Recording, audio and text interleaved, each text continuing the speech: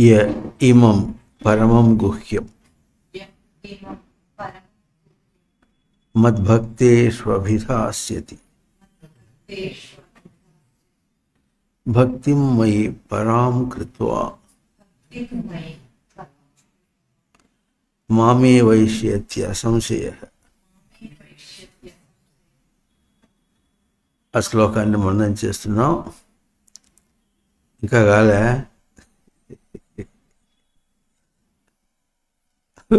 అప్పుడేనా మయి భక్తి అంటే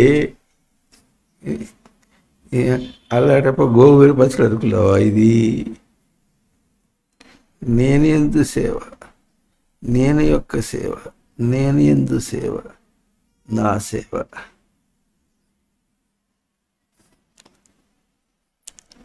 బయట పదములు కానీ పదార్థములు కానీ భావములు కానీ దీన్ని చెప్పలేరు.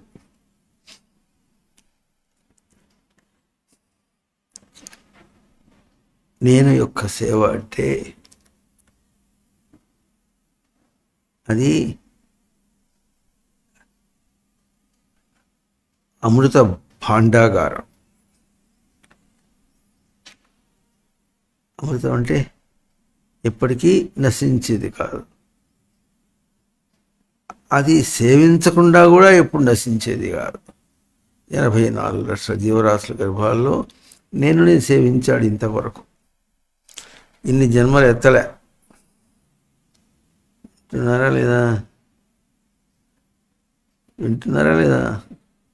ఇన్ని జన్మలు ఎత్తలే. ఏం చేశాడు? నేనే సేవించాడు. కానీ తెలియకుండా. ఇక్కడే చాలా ఉత్తమమైనటువంటి బోధ, ప్రజ్ఞ. తెలియకుండా సేవించడం అనేటటువంటిది తన గురించి ఒక్కటే.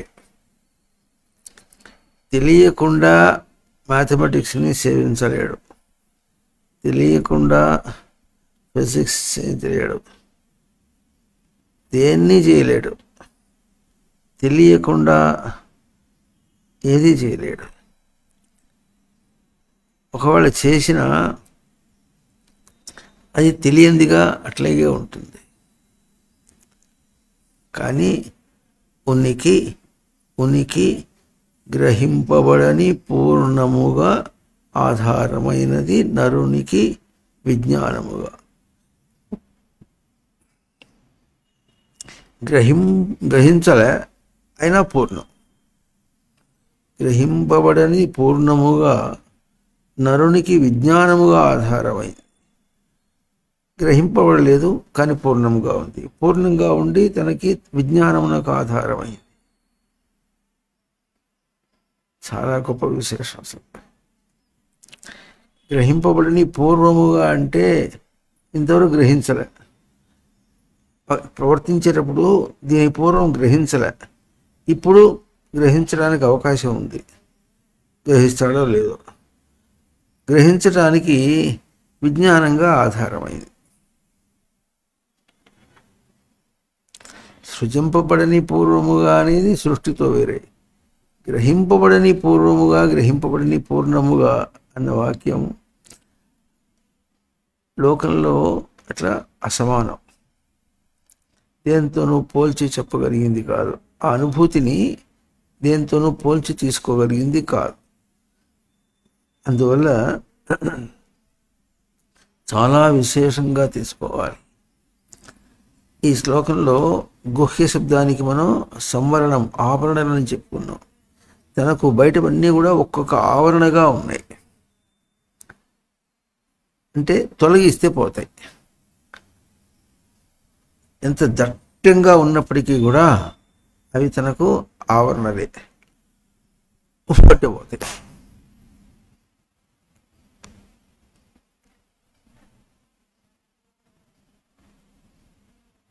ఎట్లా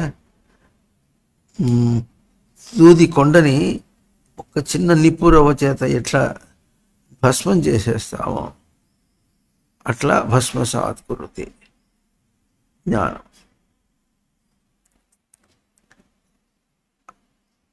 దీనికి ఇట్లాంటి మాటలు శ్రవణం చేసి చేసి చేసి చేసి ప్రీతిగా ఆనందంగా తీసుకోగలిగినప్పుడు తను చేరుతాడు.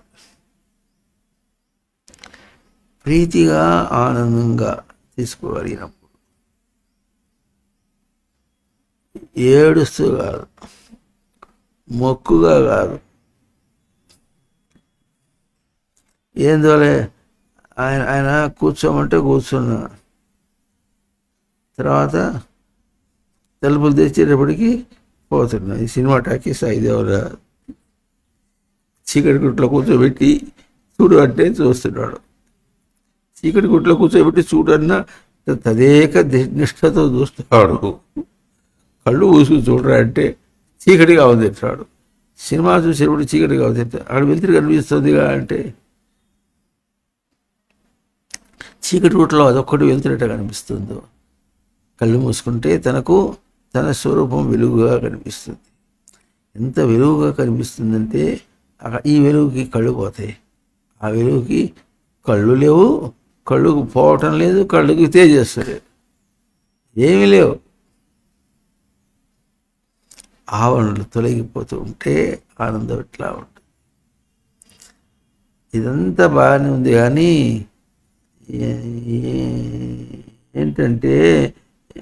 ఏంటంటే నువ్వు మాటికి ఏదో నేమో అంటావే, అక్కడే వస్తుంది పోవాలంటాడు. అక్కడే నియమం వస్తుందంటే, కష్టం వస్తుందంటే అక్కడే ఇష్టం రావాలి. కష్టం కాకూడదు, ఇష్టం రావాలి. ఇప్పుడు వస్తుంది ఇష్టం అంటే అది ఆచరిస్తే తాను తన స్వరూపాన్ని ఎట్లా దర్శనం చేయగలడో అన్నది తనకు దిక్సూచి మాత్రమైనా తెలియాలి. దిక్సూచి అంటే ఇదివరకు చెప్పుకున్నాం, నావిగేషన్లో అంటే సముద్రయానంలో ఎక్కడో దూరంలో ఉంటుంది స్టీమర్. ఒడ్డు ఎక్కడ ఉంది అని తను తెలుసుకోవాలంటే దిక్సూచి కనిపిస్తుంది.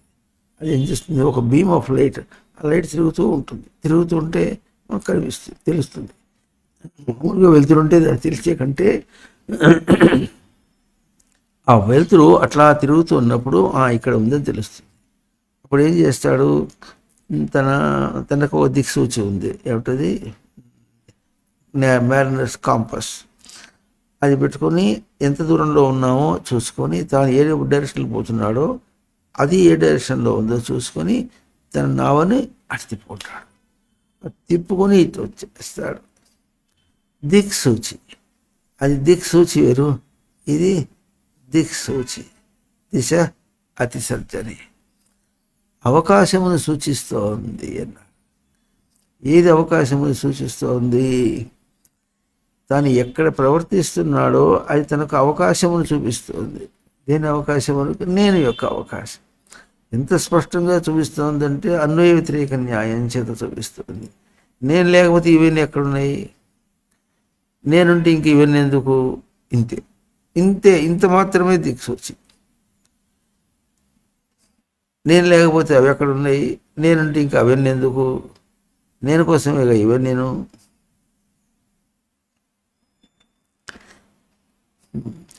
నేను యొక్క రుచి ఇంకా పట్టలే, అంత విజ్ఞానంగా వచ్చినప్పటికి కూడా ఇంకా పట్టలే, ఎన్ని జన్మలైనా ఇంకా పట్టలే. ఏమో పశుపక్షి క్రిమికీటకాలు ఎన్నో జరిగినవి తెలియదు. మానవ జన్మ ఎన్నడైంది, ఎన్ని జన్మలు అయింది, ఎన్ని జన్మల పుణ్యమో నేను నీ పాదముల దగ్గర చేరాను అని శ్లోకం పద్యం చదివి గురువు దగ్గర చేరినా కూడా ఇంకా దాంతోనే సరిపోయింది అన్నట్టుగా ఉంటే చాలా కష్టం. భక్తిమయి పరాం కృత్వా, పరాం భక్తిం కృత్వా, అది పరాం అన్నారుగా, పరహ అట్లాగా పరం వేరు, పరాహ పరాం అంటున్నారంటే నాటకం ఏం కాదు ఇది. భక్తి అంటే భక్తి పరం స్త్రీలింగ పదం కనుక దాని విశేషమును పరాం అన్నారు. అవతల పదం పుంలింగం ఉంటే పరహ అంటారు, అవతల పదం నపుంసలింగం అయితే పరం అంటారు. పరం జ్యోతి అన్నారు. అది జ్యోతి మరి జ్యోతిష్పదం, నపుంసకలింగం కనుక పరం జ్యోతి అన్నారు. పరపురుష అన్నాం. పురుష పుంలింగం కనుక పరపురుష అన్నాం. పరాం భక్తి అన్నారు. భక్తి శ్రీలింగ పదం కనుక పరాం భక్తి అన్నారు. లింగభేదమే కానీ అర్థభేదం లేదు. అందువల్ల మనకు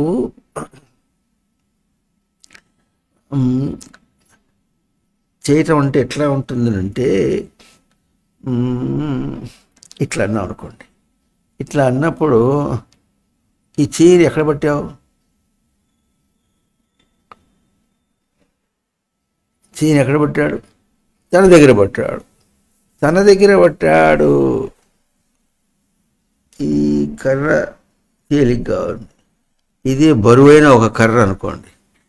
బరువైన కర్ర పడితే ఆ కర్ర బరువు చేతి మీద, చేయి బరువు తన దగ్గర. అంటే ది పాయింట్ ఆఫ్ బేరింగ్. ధారణ స్వరూపము తన దగ్గర ఉంది.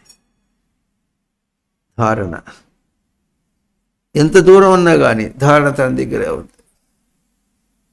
తన దగ్గర ధారణ ఎట్లా ఉంటుంది? ఎక్కడో చంద్రుడు ఉన్నాడని నీకు ఏడ తెలుసు అన్నాడు. గీడ్నే తెలుసు అన్నాడు. నా తానే తెలుసు అన్నాడు.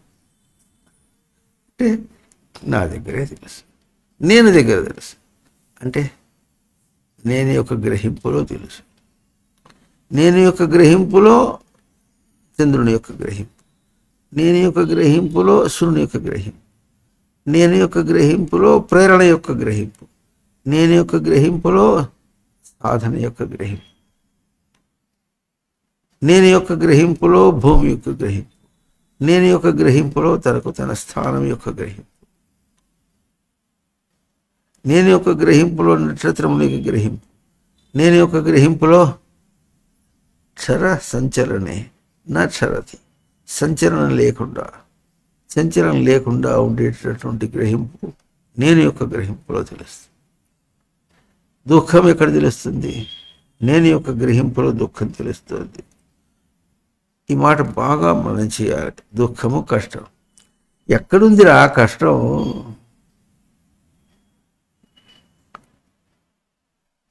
అంత పెద్ద విషయం జరిగిపోయింది అని ఏడుస్తాడు. ఆ పెద్ద విషయం అంటే ఆ విషయం ఎక్కడుంది? విషయం చూపిస్తాడు కానీ దుఃఖం ఎక్కడుంది? అక్కడ దుఃఖం గురించి చెప్పరా అంటే విషయం గురించి చెప్తాడు.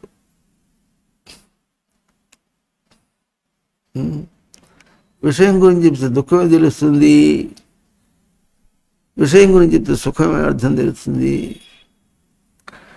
సుఖాన్ని విషయంతో పోల్చి చెప్పుకున్నాడు కనుక విషయాన్ని విడిచేసినట్టు ఆ సుఖాన్ని విడవలసి వస్తుంది.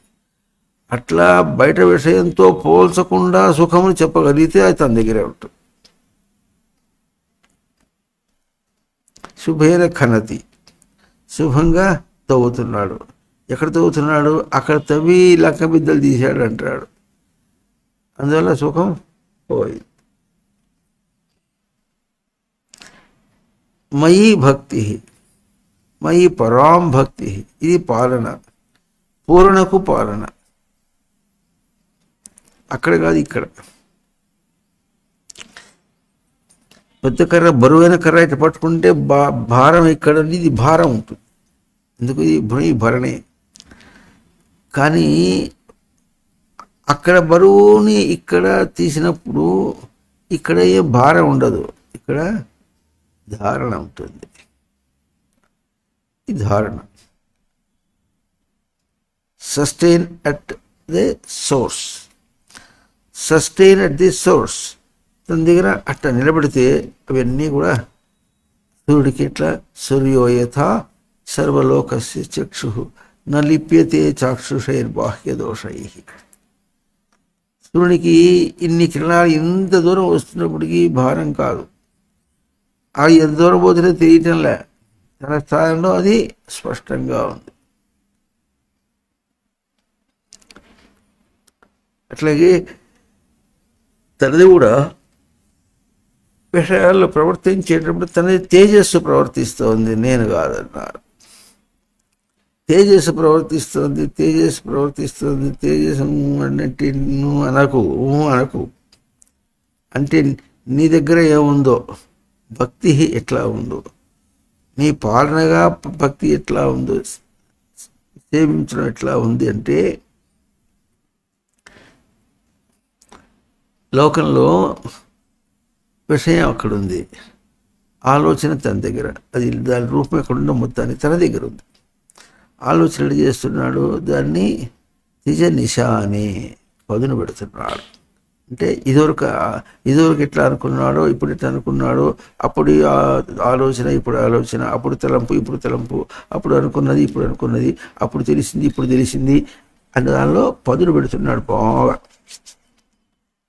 మీరు ఎప్పుడన్నా చూసారా, మంగళాయన పొరిగేటప్పుడు కత్తిటప్పుడు ఇట్టి అంటాడు, గీకోరు కూడా గీకోదు.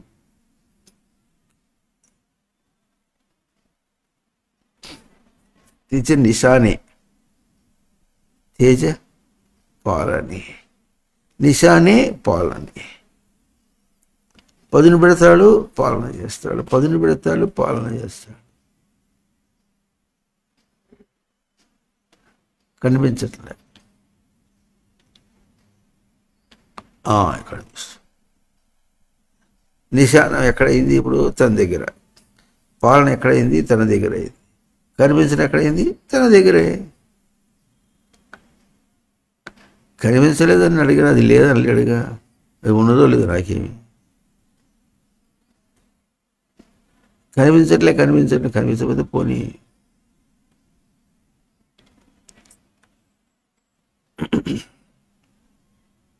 పాతకాలంలో అంటే ఒక 30-40 సంవత్సరాల వెనుక ఒక కథ చెప్తుండేవాడు. ఏం కథ అంటే, మనపోటివాడు ఒక ఆయన ఏం చేశాడంటే, తెలివి వచ్చేసి వాడికి, అంటే ఎట్టాగో చచ్చిపోయిన తర్వాత యమధర్మరాజు దగ్గరికి వెళ్ళాలి. ఆయన పీకుతాడు. ఈ లోపల గబుక్కని తీసిపోతే కష్టం అనుకొని ఏం చేశాడు, ఆయన దగ్గర ముందు ఇన్ఫర్మేషన్ వచ్చేటట్టుగా చేసుకుని, ఈ లోపల మన ఇష్టం వచ్చినట్టు తిరిగి ఆయన గురించి నోటీస్ వచ్చేసిన తర్వాత అప్పుడు కొంచెం జాగ్రత్త పడదామని అనుకొని యమధర్మరాజు గురించి తపస్సు చేశాట. తపస్సు చేసి తర్వాత, నీ భక్తికి మెచ్చి వచ్చి పుచ్చుకో, నీకు ఇస్తా అన్నట. ఏం వరం ఏమంటే, ఏమక్కలే, నీ దగ్గరికి వస్తే నన్ను పీకుతాను నాకు తెలుసు, కానీ నీ దగ్గర వచ్చే ముందు కొంచెం కొద్దిగా ఏదైనా ఒక ఉత్తరం ముక్కో ఏదో రాస్తే, నోటిఫికేషన్ పంపిస్తే, ఇప్పుడు నోటిఫికేషన్ అంటే అర్థమవుతుంది అందరికీ, నోటిఫికేషన్ పంపిస్తే అప్పుడు నేను ఐ గెట్ ప్రిపేర్డ్ చేసుకుని అప్పుడు నీ దగ్గరికి వచ్చి నీ వాత పడకుండా తప్పించుకుంటా అన్నాడు. అంత బుద్ధి బాగుంది నీకు, అయితే నీకు ఒక ఉత్తరమే కనుక 4 ఉత్తరాలు పంపిస్తారు అన్నాడు. ఇంకే 4 ఉత్తరాలు ఎప్పుడు రావాలి కనుక అని ఈయన పైన పనిచేసి తిరుగుతున్నాడు బాగా. ఒక రోజున అట్లా సడన్గా భటులు వచ్చారు, తీసుకెళ్ళిపోయి బోన్లో నిలబెట్టారు. అప్పుడు ఈ మొండివాడు ఏం చేశాడంటే, నేను నీకు అప్పుడు తపస్సు చేశానా లేదా, నువ్వు నాకు ప్రత్యక్షమైనావా లేదా, ప్రత్యక్షమైనావు, 4 ఉత్తరాలు పంపిస్తానన్నావు, నాకు ఒక ఉత్తరం కూడా రాలే, ఇప్పుడు నన్ను ఎట్లా తీసుకొచ్చావు అంటే, అప్పుడు యమధర్మరాజు చిత్రగుప్తుని అడిగాడు, ఉత్తరాలు పోయినాయా లేదా అన్నాడు. పోయినాయి సార్, అక్నాలెడ్జ్మెంట్ కూడా వచ్చింది అన్నాడు.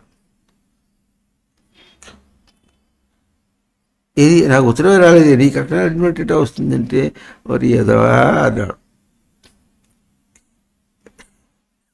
అన్నాడు ఓరి ఎదవా, ఉత్తరం అంటే పిఎన్టీలో వస్తుంది, పోస్టల్ టెలిగ్రాఫ్స్లో వస్తుంది అనుకున్నా ఉత్తరం. అప్పుడు అప్పుడు అప్పుడు ఏం చేసావు నువ్వు? కంటి డాక్టర్ దగ్గరికి పోయి చూపించుకున్నావా లేదా? చూపించుకున్నా. అయితే ఇప్పుడు ఏమైంది? అదేరా ఉత్తరం అంటే. అదేం ఉత్తరం? అయిపోయింది ఇక, నా దగ్గరికి వస్తున్నామని ఉత్తరం అన్నాడు. ఇది రొంబ మోసం సార్ అన్నట్టు. రొంబ మోసం సార్ అన్నట్టు. ఇప్పుడు అది ఎవరుకున్నావు? పిఎన్టీలో వస్తున్నావు ఉత్తరం.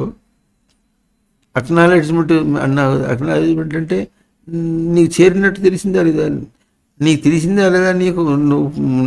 నీలో డిటీరియేషన్ అంటే క్షీణదశ వచ్చేసిందని తెలిసిందా లేదా?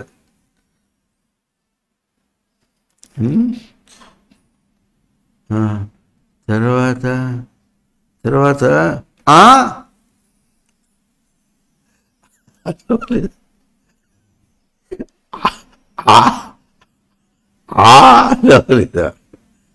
అన్నారు. అదే ఇంకో ఇన్సిడెంట్ క్షణించింది. అప్పుడు నీ మనవాడు బొంబాయి నుంచి ఇక్కడ మెషిన్ తీసుకొచ్చి పెట్టినాడు. పెడితే అది ఒకటి ఎట్లాగో ఉందిరా అని చెప్పి దాన్ని పెట్టి అవసరం పెడితేవా లేదా? నువ్వు ఇంకోటి తీసుకురారా అని అన్నావా లేదా? దాని మీద పెద్ద రాద్ధాంతం చేసావా లేదా? ఇప్పుడు వినిపిస్తుంది. ఏది? సినిమా పాట పెట్టు. దానిలో అది చూసావా? అదో సినిమా ఒక పాట ఉంది, హిందీ పాట. ఏమిటంటే అది బాగా జ్ఞాపకం పెట్టుకున్నాడు. ఎప్పుడో 60 సంవత్సరాల కిందట బాగా సినిమా అది. దిల్ లేనే వాళ్ళే దిల్ దేనా సీఖోజీ, ప్రేమ పాట. ఆ పాట పెట్టబట్టాడు. ఇప్పుడు అంటే మనస్సు తీసుకున్న ఓ ప్రియురాల నీ మళ్ళీ మనసు నాకు ఇవ్వటం నేర్చుకోవటాడు. నీ మనసు నేను ఎక్కడ తీసుకున్నానట్టు. అది వాక్యం అర్థం ఉండదు. దిల్లేనే వాళ్ళే అంటే మనసు తీసుకునే దానివే. అంటే నేను మనసు నా దగ్గరకు ఉన్నది, నీ మనసు నా దగ్గర లేదు. నువ్వు ఎక్కడ పోగొట్టుకున్నావు నాకేం తెలుసు?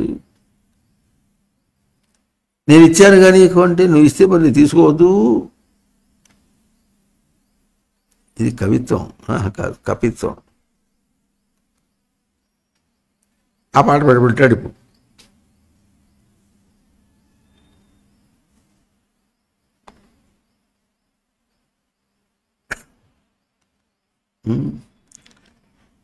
ఒళ్ళు ముడతలు పడినాయా? ఏంటి? అది 3వ ఉత్తరం. 4వ ఉత్తరం. నడువులు వంగినాయా? 3వ కాలు వచ్చినాయా? 3వ కాలు వచ్చిందా? వచ్చింది. నడవలేక తెప్పించుకున్నా. దానిలో నీ గోల ఏంది? నీ గోల ఏమిటి? అది నా ఉత్తరమేరా. అది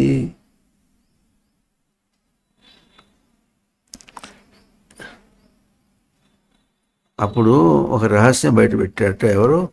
చిత్రగుప్తుడు. గుప్తుడు అంటే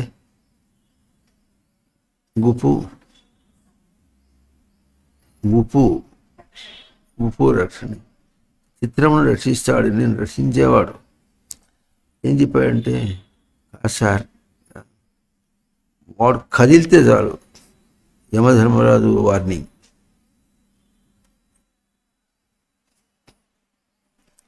యమధర్మరాజు అంటే యమ ఉపరమ్మి. తనకు తాను కట్టుబడి ఉంటుట.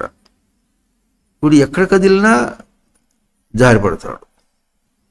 కట్టుబడి ఉండు అని కష్టాలు. ఈ కష్టాలు నిన్న చూస్తున్నప్పటికీ అమీబాదిగాని చూస్తుంటాయి. సరే, అవన్నీ పశుపక్షి ఇవి దానికి తెలియలేదు, సరిపోయింది. మనిషి జన్మ వచ్చిన తర్వాత ఎప్పుడైనా సుఖంగా ఉన్నాడు? ఎందుకు లేడు? ఎన్ని మాట సుఖం వచ్చింది అంటాడు. ఓరి ఎదవా, ఉండటం అంటే ఉండాలి. ఊడిపోయింది. ఏదో స్వామి చెప్తారే, తుమ్మితో ఊడిపోయే ముక్కు ఉన్నట్లెట కనుక అవుతుందా లేదా? అది ఉన్నది కాదు. తర్వాత అట్లా అనుకునేటటువంటి దాంతో లాలూచి పెట్టుకునేటటువంటి దేహాలు ఎన్ని పోయినాయి, అన్నీ పోయినాయి. విషయాలు ఎన్ని పోయినాయి, అన్నీ పోయినాయి. పోయినాయి అని నీ మంత్రమే కానీ ఉన్నది ఏది?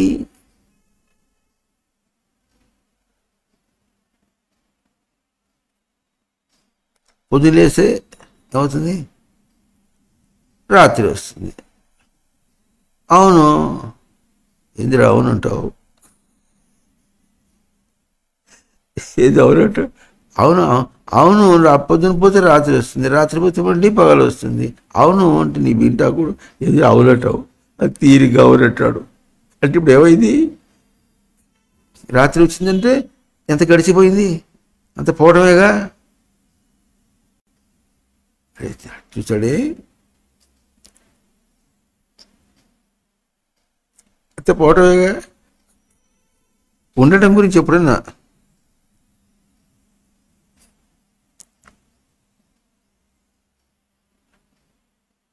ఓం సచ్చిదానంద విగ్రహాయ నమః అంటాడు. మొన్న ఇది ఏదో ఎక్కడో పూజ చేస్తున్నాడు, పువ్వు అట్ట అంటున్నాడు. పువ్వు పెట్టిన లక్షణం, పూజారి పూజ చేస్తున్నాడు.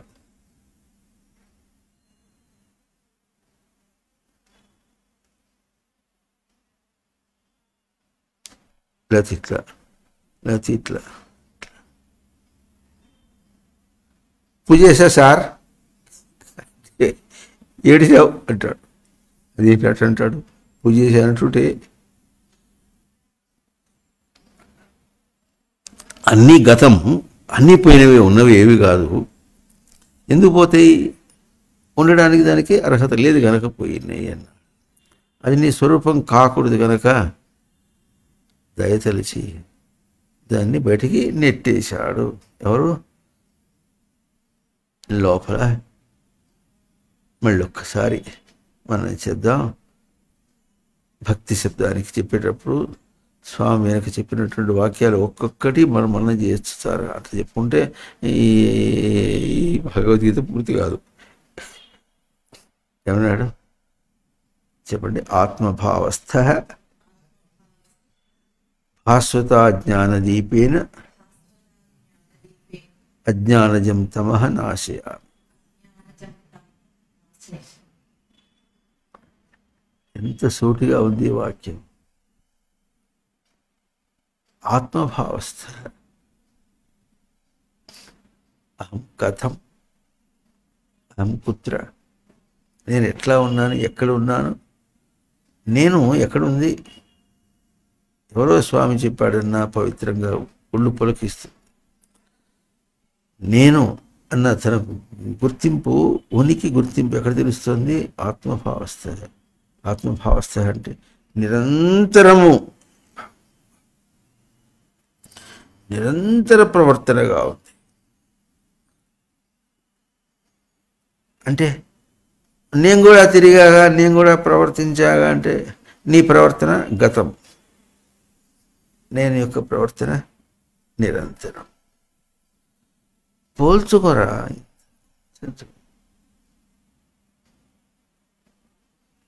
పొద్దున పేలిపోయింది, ఎండలో ఎక్కువైపోయినాయి. కాస్త రాత్రి అయితే చల్లబడింది. రాత్రి అయితే చల్లబడింది అంటే పగలంతా ఏమైంది? ఇప్పుడు పగలు గడిచిపోయా. గడచు కాలం ఆయువు సత్వరమతి శీఘ్రమనిగాదే మా తాత సాధు సమ్మతుండు ప్రహ్లాదుండు నీ పాదకమలంబు నియతి చేరే అన్నాడు. ఎవరన్నాడు? బలి చక్రవర్తి అన్నాడు. గడచు కాలము ఆయువు, ఆయువు అంటే ఏతీత ఆయువు, పొందినది గడచు. కాలము నువ్వు పలికించి ప్రవర్తించింది. బయటనే పలికించి ప్రవర్తిస్తావు. బయట ఏముంది పలికించి ప్రవర్తిస్తావు? అది ప్రవర్తన కాదురా, అది ఆత్మ కాదు, అది నిరంతర ప్రవర్తన కాదు. ఏ ఎండకు ఆ గొడుగు పట్టినట్టుగా నిన్ను కాసేపు నిన్ను తైతక్కలాడిస్తుంది. పుట్టిన కాడి నుంచి పొడకల్లో పోయేదాకా తైతక్కలాడుతూ పోతుంటే పూచి పుల్ల కూడా తీసిపోయింది. దానికోసమని ఇంత ప్రయత్నం చేసి పూర్తిగా దానికే ప్రయత్నం చేస్తే అది పాయ. తాను రిక్త స్వరూపం కూడా కాల, తాను పోగొట్టుకున్నటువంటి స్వరూపంలో చచ్చాడు చివరికి. పరాం భక్తి, ఇది పాలన ఎట్లా తెలుస్తుంది? ఇట్లా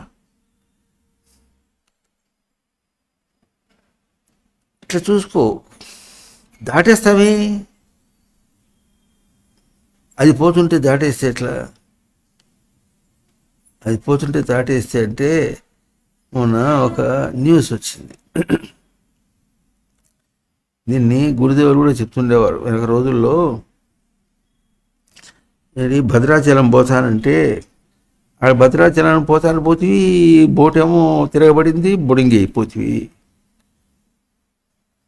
ఎందుకు అక్కడ పోవడం? నేను ఇక్కడ కనిపించలే నీకు? రామ అంటే పలకడు.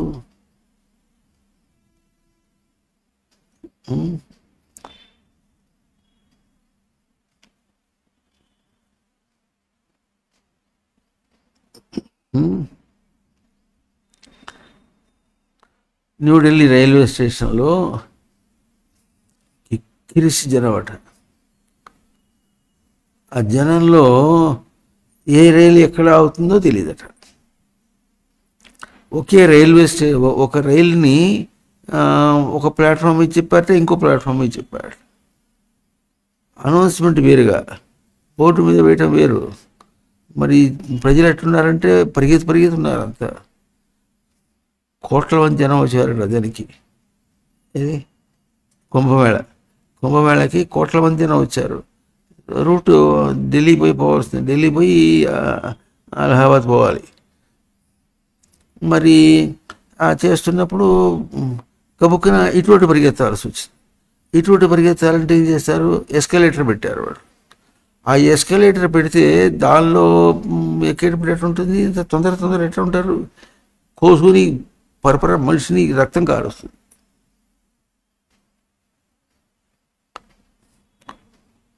చేతిలో పట్టుకున్న సామాన్ కింద ఎస్కలేటర్ కింద పడిపోతే అది ఎవరితో ఏమవుతుంది? ఎక్కడెక్కడ పోయిందో, ఎవరికి ఏది కూడా తెలియదు. ఆన్ స్పాట్ 18 మంది చచ్చిపోయినారు. ఇంతేనా?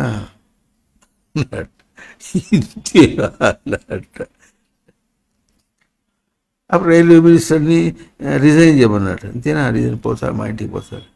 నన్ను ఏమనకుండా ఉంటుంది సార్, ఇంటికి పోతారు.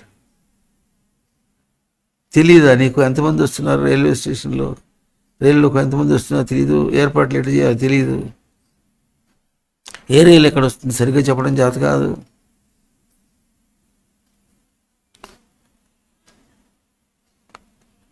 ఎంత అవాంతరం జరిగింది. ఇదేం పెద్ద అవాంతరం.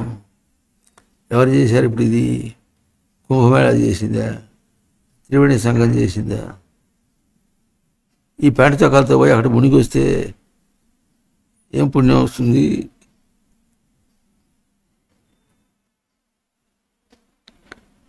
చెప్పేవాళ్ళగా చెడిపోయినారట. చెడిపోయేవాడికి తెలివి లేదు, చెప్పేవాడికి తెలివి లేదు. చెప్తున్నారా లేదో కూడా తెలియదు. జనసందోహం పరిగెత్తుకుంటూ వచ్చేస్తుంది. వాళ్ళని అరికట్టడం కష్టంగా ఉంది. ఏమన్నా అర్థం ఉందా? గతం అంటే ఎట్లా తెలిసిన?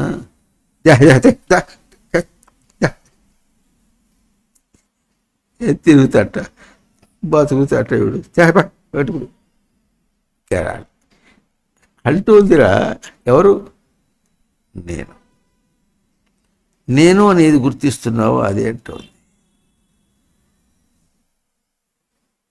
నేను ఉనికి స్వరూపం, ఇదంతా గడిచిపోయే స్వరూపం.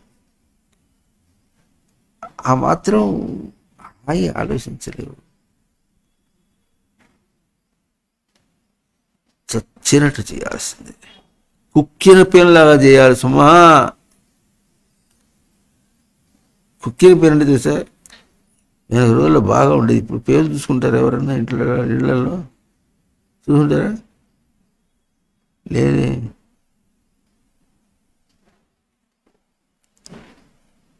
మీకు తెలిసిన కోతి కూర్చోబెట్టి పేరు చూసు,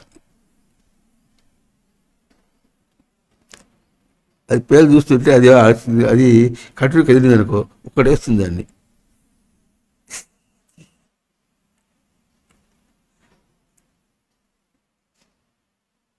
ఇంత పెద్ద జుట్టు పెట్టుకుంటారు, ఆ జుట్టు నిండా పేలు ఉంటాయి, కూర్చోబెట్టి పేలు తీయాలి. తూగితే పేలు పోవు.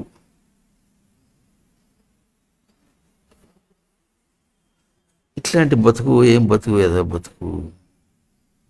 బతుగా బ్రతుగా? బ్రతుకు కాదు సరి కదా, బతుకు కూడా కాదు.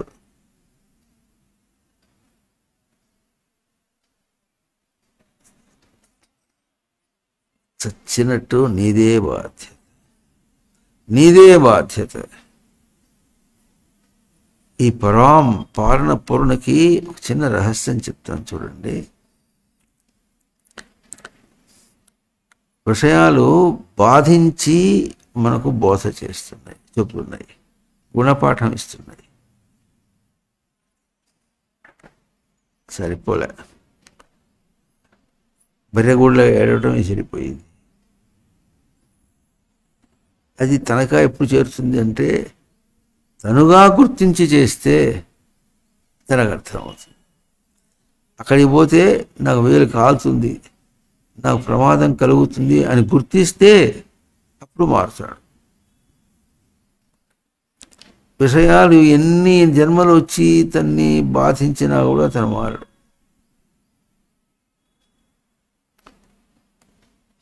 చూచి నేర్చుకోరా. ఈ మాట లోకంలో ఎట్లా ఉంటుంది? చూచి నేర్చుకోరా.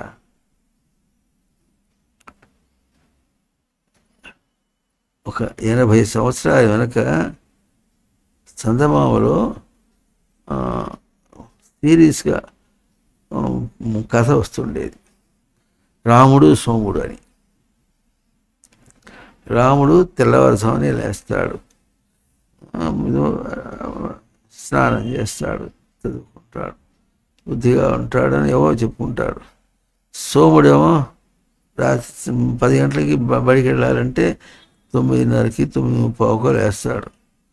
అప్పుడు వచ్చి లేచి గవ్వబా స్నానం చేస్తాడు, ఏదో చేస్తాడు, అటు ఇటు పోతుంటాడు. రాముగా ఉందివా సోముగా ఉందివా అని. వీడు మొట్టమొదటిసారి భీమవరం వెళ్ళాడు. అప్పుడు ఒకళ్ళింటో ఉన్నాడు, ఉండి ప్రవచనానికి వెళ్ళేవాడు. ఆ ఇంటి ఆయన పడుకుని నిద్రపోయేవాడు బాగా. వీడు స్నానం చేసి వచ్చి బట్టలు ఆరేసుకోవడానికి వచ్చినప్పుడు లేచేవాడు అతను. వీడు బట్టలు ఆరేసుకునే లోపల ఆయన పోయి అట్లా లెట్రిన్ పోయేవాడు, స్నానం గడ్డం గీక్కునేవాడు, స్నానం అయిపోయేది, వచ్చేసేవాడు. వీడు బట్టలు ఆరేసుకోవడం ఆలస్యం అని చెప్పాలన్నా, ఆయన స్నానం చేయడం తొందరగా చెప్పాలా?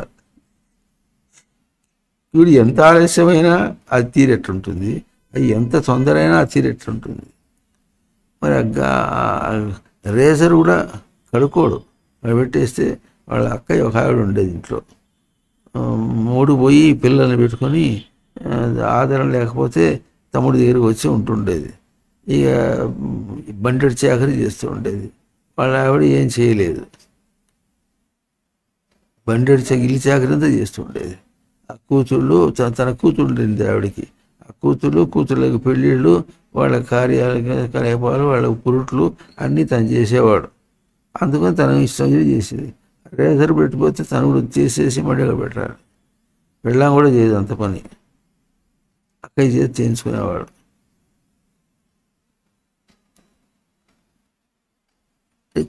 కనిపించట్లే నీకు పరాం భక్తి సేవ. పరాం భక్తి అంటే పాలన పూర్ణనే సేవించు ముందు,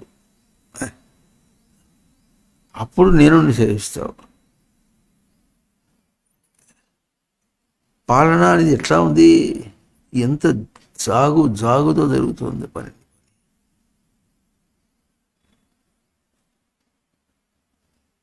పని జాగు. తన నడక ఎట్టుంది, నత్త నడక అంటుంటారు. నత్తన తొందరగా పోతుందేమో, సాగటంలే. గురుదేవులు చెప్తుండేవారు, చీమ పోతూ ఉంటుంది, ఎదురుకుండా గాలి వస్తుంది. ఎదురు గాలి వస్తే నెట్టి అవతల పడేస్తుంది, మళ్ళీ వస్తూ ఉంటుంది. కొన్ని గంటల తర్వాత ఎట్లా ఉంటుందంటే కదిలింది కానీ ఇంకా వెనక్కి ఉంది కానీ ముందుకు పోయా. ఇటువంటి మాటలు లోకమంతా ప్రదర్శనాత్మకంగా కనిపిస్తూ ఉంటే గుడ్డోడా తెలియటంలా. ఎట్లా ఉంది, కంటికి కనిపిస్తోంది, మనసుకు అందుతోంది, బుద్ధికి అందుతోంది.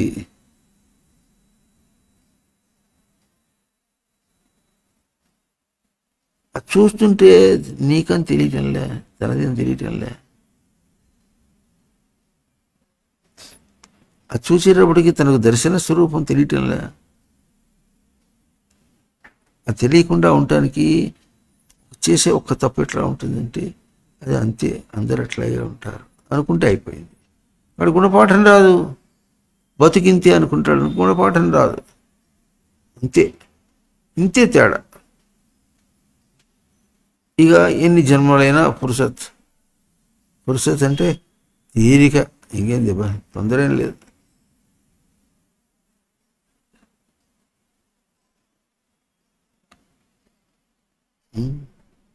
తీరిక.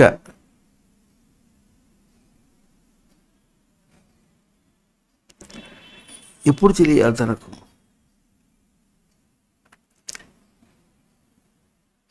ఈ విధంగా తన విషయాలు, తన బయట తిరగాటమే తనకు గుణపాఠం చెప్తున్నప్పటికీ కూడా గుర్తించలేనటువంటి వాడు ఎక్కడో ఏదో కొంచెం లోపల ఉన్నదాన్ని అధిష్టానం ఇచ్చినటువంటి విజ్ఞానంతో, ఉనికి ఇచ్చినటువంటి విజ్ఞానంతో తిరిగాడు అనుకుందాం. ముక్తి సాధన ఏదో బంధం నుంచి బయటపడాలి అనుకున్నాడు ఉంటాడే, వాడు కూడా ఎట్లా ఉంటాడంటే తను అనుకున్నటువంటి భగవద్గీత ఏదో శ్రవణం చేశాడు, అక్కడ అంతే. శ్రవణం చేసిన గురువు యొక్క మాటలలో కూడా అట్లాగే ఉంటుంది, వింటాడు. విన్నప్పటికీ కూడా అవి తనకు జరుగుతుంటే ఇంట్లో తన తప్పును గుర్తించలేడు.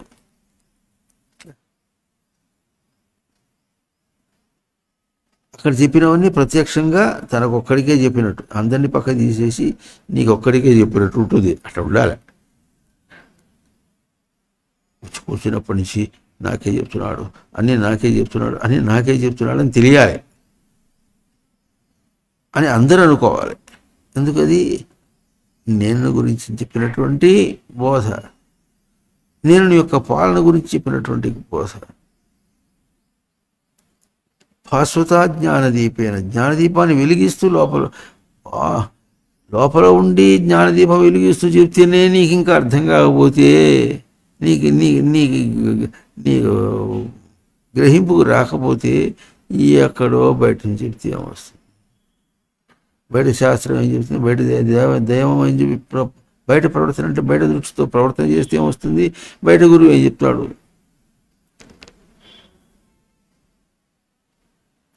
కనుక నేను ముందు సేవకు ఏం కావాలంటే పాలనా బుద్ధి. తను తాను పాలన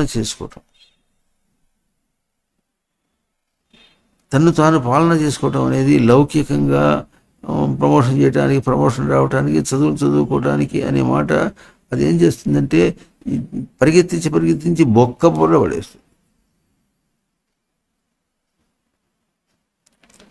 చాలా పర్టినెంట్ పాయింట్, చాలా స్పష్టమైనటువంటి అంశం ఏమిటంటే తను తాను పాలన చేసుకోవటం అనే మాట బయట చదువుల్లో కాదు, బయట ఉద్యోగాల్లో కాదు, బయట సంసారంలో కాదు. తనకు తన దేహం, తన మనస్సు, తన బుద్ధి, తన చిత్తము, తన అహంకారము, తన స్మృతి దాకా పాలన చేసుకోవటం, అందుకోవటానికి ప్రయత్నం చేస్తాం. ఇది అందుకొని అవతల వెళ్ళాలి, ఇది అందుకొని బయట ప్రవర్తించాలి అనేటువంటిది పూర్తిగా తనకు సశాస్త్రీయంగా అందకపోయినప్పటికీ చెప్పాడే ఇట్లా గ్రహింపబడని పూర్ణముగా గ్రహింపబడినప్పటికీ తనకు అందుతున్నటువంటి దాన్ని లేట్ అంటున్నారు. అంటే తనకు ఇట్లా నిద్రాణంగా తెలుస్తుంది. దాన్నన్నా గుర్తించకపోతే పాలన ఏది? నేను ఎందు పరాంభక్తి అన్నారు, మయి పరాంభక్తి. నేను ఎందు పాలన, అసలు ముందు సేవ అనే పదం నీకు రావాలి. పాలన పూర్ణగా సేవ చేయాలి, తనకు పాలనగా సేవ చేయాలి. మనం ఏం చేస్తాం, వాడికి ఏదో మింపులాగా మనం పాలన చేస్తాం, అయిపోయింది. చేసిన సేవ అంతా ఇట్లా బూడిదలో పోసిన పన్నీరు. సంసారానికి సేవ చేశా, బూడిదలో పోసిన పన్నీరు అయింది. ఎందుకయింది? వాళ్ళ తప్పేం కాదు. వాళ్ళ తప్పేమిటంటే వాళ్ళకి సేవ చేశా అన్నాడు. సేవ తన స్వరూపమే కానీ బయట స్వరూపం కాదు. ఇప్పుడు అక్కడ ఎట్లా చేయాలి, తన స్వరూపం అంటే ఎట్లా ఉంటుందనే మాట ముందు అక్కడ దాకా వస్తే మఠంలో మనం స్పష్టంగా సూటుగా చెప్పుకుంటున్నాం. ఏం ప్రవర్తిస్తున్నామనా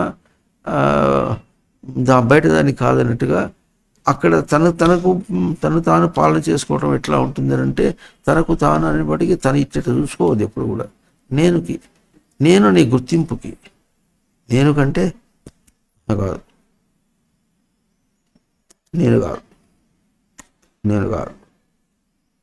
నేను అనే గుర్తింపుకి చేయటం అంటే ఎట్లా చెప్పుకున్నాం మనం?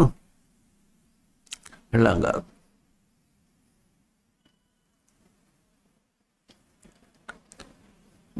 మూడు కాదు, నాయన కాదు, అమ్మ కాదు, అందరికీ ఏం చెప్పాలి? లేనిపోంది నన్ను కలపకండి, మీకేం కావాలో చెప్పండి, మీరు ఎదగాలి, ఆధ్యాత్మికంగా ఎదగాలి. అవకాశం వీళ్ళంతవరకు కల్పించుకొని అందరం కలిసి ఎదుగుదాం. అయిపోయింది. బంధం లేదు, ఇంకా బంధమే లేదు. అప్పుడు నేను సేవించిన వాడు అవుతాడు. అట్లా కాకుండా పిల్లలు నేను, అమ్మ నాన్న నేను, ఇంకా మనవరాళ్ళని సేవించాలంటే అయితే అంతే, రాళ్ళు తీసి నిద్ర కొట్టుకోవాలి.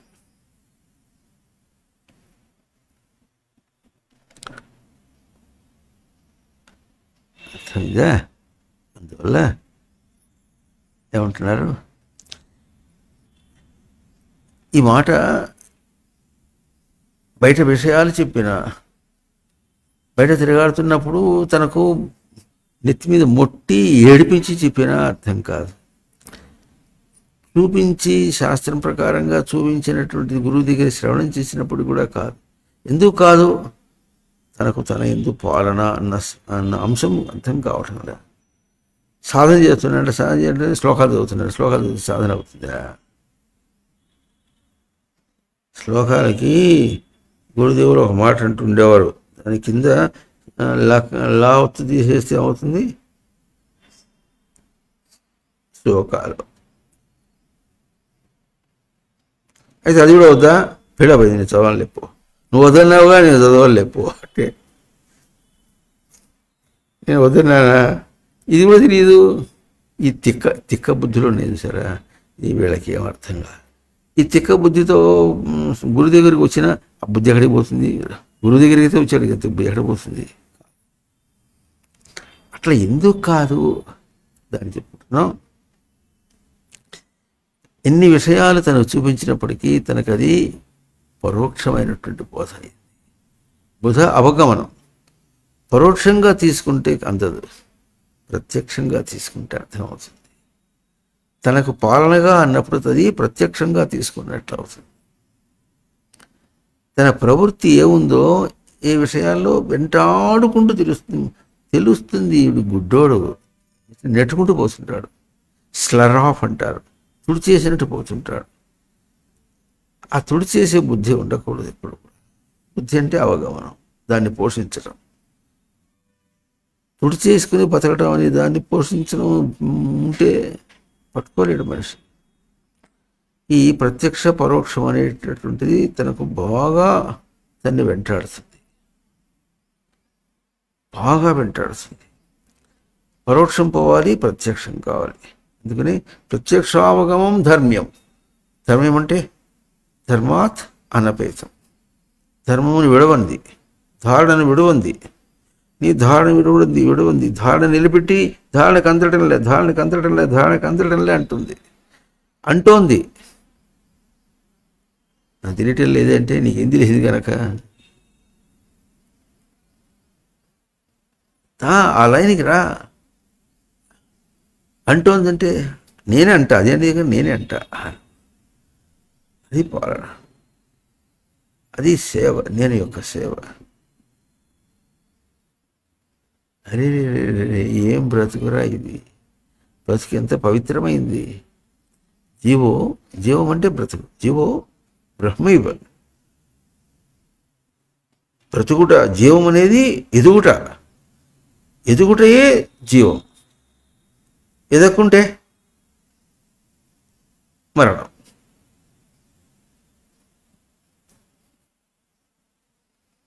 అంటున్నారా? ఎదక్కుంటే మరణం. బస్.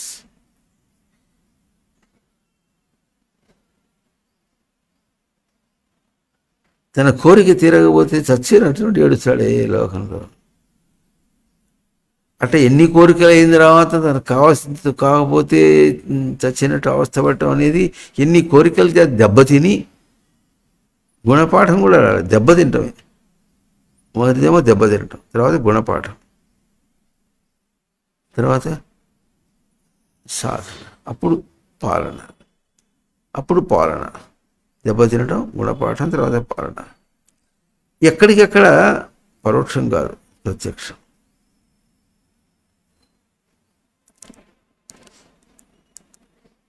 చివరిదాకా గురువు దగ్గరికి పోయి, నాయన నువ్వు తప్పు చేసావు, నువ్వు సవరించుకోవాలంటాడు. చెప్పండి, సవరించుకుంటాడు. ఏడిచినట్టుంది ఆ బుద్ధి అన్నాడు. నేను చెప్పమని అన్నాగా, వినయంగానే అన్నాగా. చెప్తే చేసేవాడు పరోక్ష బుద్ధి. అంతదాకా వచ్చినా కూడా ఇంకా అదే అంటే అదే పోషిస్తే ప్రత్యక్ష బుద్ధి. ఎందుకు? ఆత్మభావస్థ భాస్వత జ్ఞానదీపేన అజ్ఞానజం తమః నాశయామి. నాశం చేయిస్తున్నా. ఇది ప్రత్యక్షం తనకు.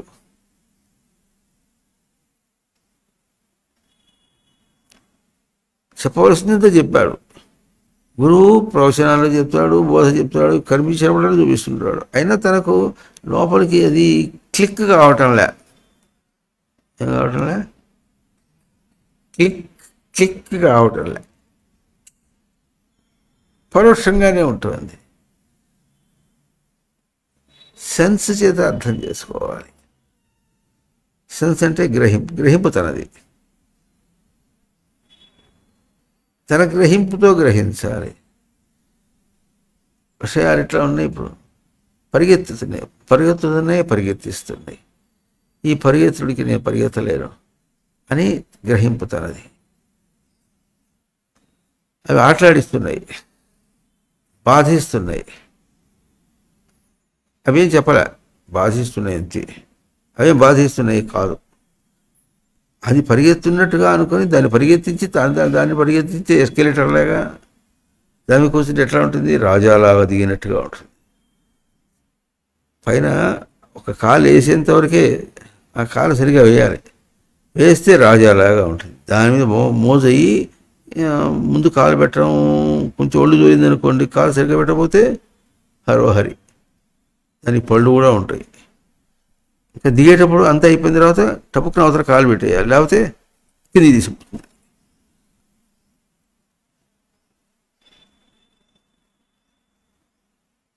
ఆపాత రమణీయేన చేతో గచ్చతి పీనత. ఆపాత రమణీయములు, ఆపాతములు అంటే ఆరోపణ చేసుకున్నటువంటి రమణీయం. కనుక పరోక్షము ప్రత్యక్షంగా బతకటంలోనే చాలా తేడా ఉంటుంది. ఇది ఈ రెండు పదములు మనకు సశాస్త్రీయమైనటువంటి పదములు. మన మామూలు భాషలో ఎట్లా ఉంటుంది? సొంత తెలివి. ఎన్నాళ్ళు చెప్పాలరా? లోకంలో ఎంతో తిట్టించుకొని సొంత తెలివిలో బతికిన వాడు ఎట్లా ఉంటాడు? వాడు గబగబా ఎక్కిపోతాడు. నిన్న ఒక ఆయన వచ్చాడు మాకు ఇక్కడికి. ఆయన చెప్తున్నాడు, ఎవరి గురించో చెప్తున్నాడు. ఎట్లా ఉన్నాడు వాడు? గబగబా ఇప్పుడు అంత 30,000 కోట్ల అవుట్పుట్ టర్న్ ఓవర్లో పనిచేస్తున్నారు ఆల్ ఓవర్ ఇండియా. ఎంత ఎదిగారు వాళ్ళు? ఎదిగారా?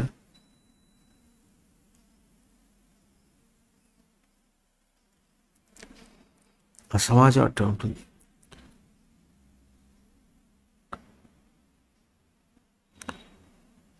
వాడి 30 కోట్ల టర్న్ ఓవర్లో 30 రూపాయలు కూడా పడేసిపోడు. దానం చస్తేవాడు.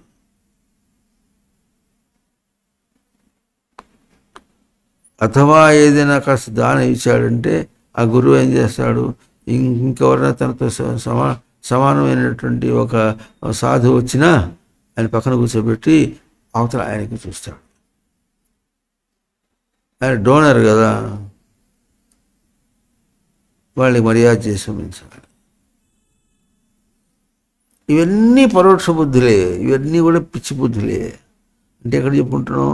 మూర్ఖంగా ప్రవర్తించేటటువంటి ఒక పామర మనిషి దగ్గర ఎంత ఉంటుందో అంత బుద్ధి ఇక్కడ కాక వచ్చినా కూడా వేదాంతమును పోషించే చోట కూడా అట్లా ఉంటుంది. పామరం జనుడు ఎట్లున్నాడో అట్లాగే పైదాకా వచ్చేటప్పటికీ ఎట్లా ఉంది? నాయనా నీకు ఇంకొక తప్పు ఉంది, అదొక్కటి నువ్వు దర్శనం చేస్తే అప్పుడు నువ్వు పూర్ణుడు అవుతావు అని గురువు అన్నాడు అనుకోండి. చెప్పండి చేస్తా. ఏం చెప్పాలి? చెప్పు తీసుకొట్టుకోవాలి. అన్నీ ఎట్లా అందేవి కాదు. ఈ మాట మనకు ఈ సాధన రహస్యం. అన్నీ అట్లా అందేవి కాదు. ఎందుకంటే మాటిమాటికి చేస్తున్నాడు, కానీ తనలో తరచి చూసుకోవటం అనేటటువంటిది, తను తాను శోధన చేసుకోవటం అనేటటువంటిది చాలా గొప్ప విశేషం. కొంతవరకు చేసే బయటకు వచ్చాడు. ఆ వచ్చినా ఎక్కడికక్కడ అదేం చేస్తుంది? అడ్డగిస్తుంది. తన శోధనకు అందదు. వల్ల అసలు శోధన చేసుకోవాలనేటటువంటి అంశం కూడా రాదు. పూర్తి సామాన్యుడు నీచుడైన వాడికి శోధన చేసుకోవాలనేటువంటి అమరాట రాదో ఇది అట్లా వస్తుంది. అంటే ఏమిటి? ఇప్పుడు ఇంత ఎదిగినప్పటికి కూడా అది అది మనం విడిచిపెట్టలేదన్నమాట. అంటే అర్థం ఏంటంటే we are lazy in the external life. బాహ్య జీవితంలో చాలా తమగుణంలో ఉన్నాం. అయిపోయింది అనుకుంటున్నాడు. నేను అట్లా అనుకోలేదు ఎప్పుడు. అంటే అనుకోవటం అంటే నువ్వు చెప్పి అనుకున్నట్టుగా ఒక మాట అనుకున్నట్టుగా కాదు. ఆ జీవనంలో తీరది. ఆ అనుకోవటం ఎక్కడ ప్రవర్తిస్తుందంటే, ఎక్కడ తెలుస్తుందంటే నిత్యము తెలుస్తుంది. అది తనకు ఒక కారణస్వరూపం అవుతుంది. కారణస్వరూపం ఇంకా తను ఏడిపిస్తూ ఉంటుంది. ఇవన్నీ బాగా గుర్తించాల్సిన విషయం. అయితే భక్తి ఇట్లా పరమం గుహ్యం మద్భక్తేషు అభిధాస్యతి. మద్భక్తేషు అభిధాస్యతి. నా భక్తుల యందు అంటే బయట వాళ్ళని చూడదు, వాళ్ళ ప్రవచనాలు చెప్పడం కాదు. మద్భక్తేషు, నా భక్తులు ఎవరు? నన్ను సేవించేవాడు, నేను సేవించేవాడు. ఎవరు? తన ఎన్ని అంశములు ఉన్నాయి? నేను సేవించే అంశములు ఎన్ని ఉన్నాయి? వాటికి అభిధాస్థితి, వాటికి ధారణ రూపంలో ఇవ్వాలి. తనను సేవించే తన భావములు ఎన్నున్నాయో వాటికి అన్నిటికీ కూడా ధారణ రూపంలో ఇవ్వాలి. గబగబా కొన్ని ఎట్లా ఉంటుందంటే బయట విషయాలు కొన్ని దానికే సామాన్లు డింకిలు కొడుతుంటారు, కాఫీలు మానేస్తారు, టీ మానేస్తారు, చాలా చేస్తాడు బావ. పిల్లక పెట్టుకుంటాడు, దోతి కట్టుకుంటాడు, అన్నీ చేస్తాడు. అవి చేశాడు, సరిపోయింది, దాంతో అయిపోయింది అనుకుంటే ఎట్లా? నువ్వు అన్నావుగా అది చేస్తే అది మొదలు అన్నావుగా, నేను పెట్టేసా అంటే అప్పుడు నువ్వు అన్నావుగా అంటే నేను అనేది నువ్వు ఏమంటావు చెప్పు.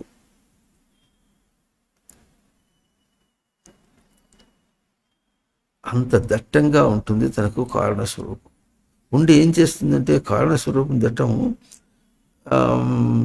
కొన్ని ప్రయోగాల దాకా వెళ్ళేటప్పటికీ చేసుకుంటాడు, మారుతాడు. ఆ తర్వాత వచ్చేటప్పటికి ఇక తెలియదు, అక్కడ దాకా వెళ్ళిపోయిన తర్వాత వచ్చేసి అయిపోయింది అన్నట్టుగా ఉంటాడు. దీన్ని అలంభావన అంటారు. అలం అంటే చాలు అయిపోయింది.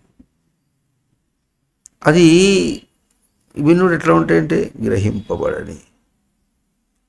ఎట్లాగైతే ఉనికి ఎట్లా గ్రహింపబడింది అవుతుందో అట్లాగే తన దోషము కూడా గ్రహింపబడిందిగా ఉండి తనకు గ్రహిస్తే ఇంతసేపు ఇంటి దొంగను ఈశ్వరుడైనా పట్టలేదంటారు అని ఒక ప్రాసతో ఒక సామెత చెప్తారు. ఇంట్లో ఒక దొంగ తిరుగుతున్నాడు, మనకు చిన్న అనుమానం వచ్చింది అనేటప్పటికీ మన్నాడు కనిపించడు. ఆయన ఎక్కడ పోయినాడండి అక్కడ పోయినాడండి.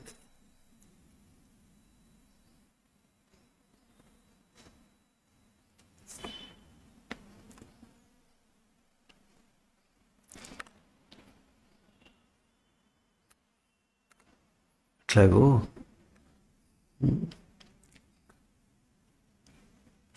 ఇది పెద్ద కారణం. అలంభావన వచ్చేటప్పటికీ కొంత దూరం బాగా వచ్చాడు. అక్కడ అలంభావన ఎందుకు వచ్చింది దానిలో కూడా సాధనలో ఒక రహస్యం, జీవనంలో ఒక రహస్యం ఏమిటంటే, ఈ మధ్య బాగా వింటున్నారు మీరు, ఎట్లా ఉంది మన ప్రతి ప్రవర్తన ఎట్లా ఉంది? విషయాత్మకంగా ఒక ప్రవర్తన ఉంది, ఆధ్యాత్మికంగా ఒక ప్రవర్తన ఉంది.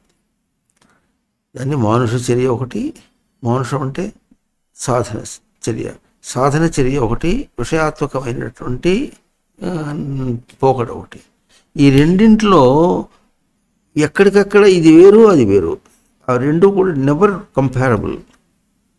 అవి రెండింటికి పోలిక లేదు, వాటి రెండింటికి పోలిక లేదు. ఆ పోలిక లేనటువంటిది ఎక్కడి దాకా ఉంటుంది అంటే, పుడకల నుంచి పుట్టినప్పటి నుంచి పుడకల దాకా అని దేహానికి ఎక్కడ చెప్పావో అట్లాగే నీ సాధన అనే అంశం ఎక్కడ పుట్టిందో అక్కడి నుంచి ఈ సాధన అనేటటువంటి ఈ బతుకు తీసి అవతల వారే అన్నాడు. బతుగా సాధన ఏమిటి?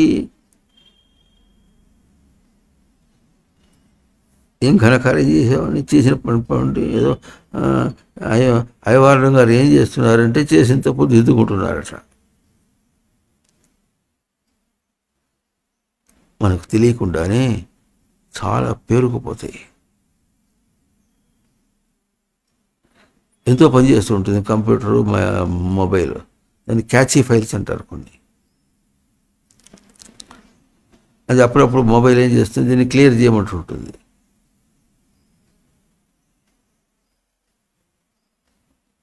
అంటుందే క్లియర్ చేయాలి. దానిలో మళ్ళీ చెప్పుకుంటున్నాం, పరోక్ష జ్ఞానం, ప్రత్యక్ష జ్ఞానం. పరోక్ష జ్ఞానం మీద ఆధారపడిన వాడు ఎప్పుడు కూడా వాడికి అన్ని సందేహాలు ఉంటాయి బాగా. ఎందుకు సందేహం ఉంటుందంటే అది తనలోంచి ఉద్భవం కాలేదు, ప్రత్యక్షంగా కాదు. ఇప్పుడు ఆట అన్నావు, ఇప్పుడు అట్ట అన్నావు, ఇందాక ఆటలన్నా ఉన్నా, ఇందాక అట బతికా, ఇప్పుడు ఇట బతికావురా. ఆ తేడా నువ్వు గుర్తిస్తే అప్పుడు సందేహం ఉండదు. ఇప్పుడు లోపంలో ఎట్లా ఉంటుందంటే 9 ఎంత 81. అది ఎప్పుడు చెప్పినా ఒకటే ఉంటుంది, అది జడ పదార్థం.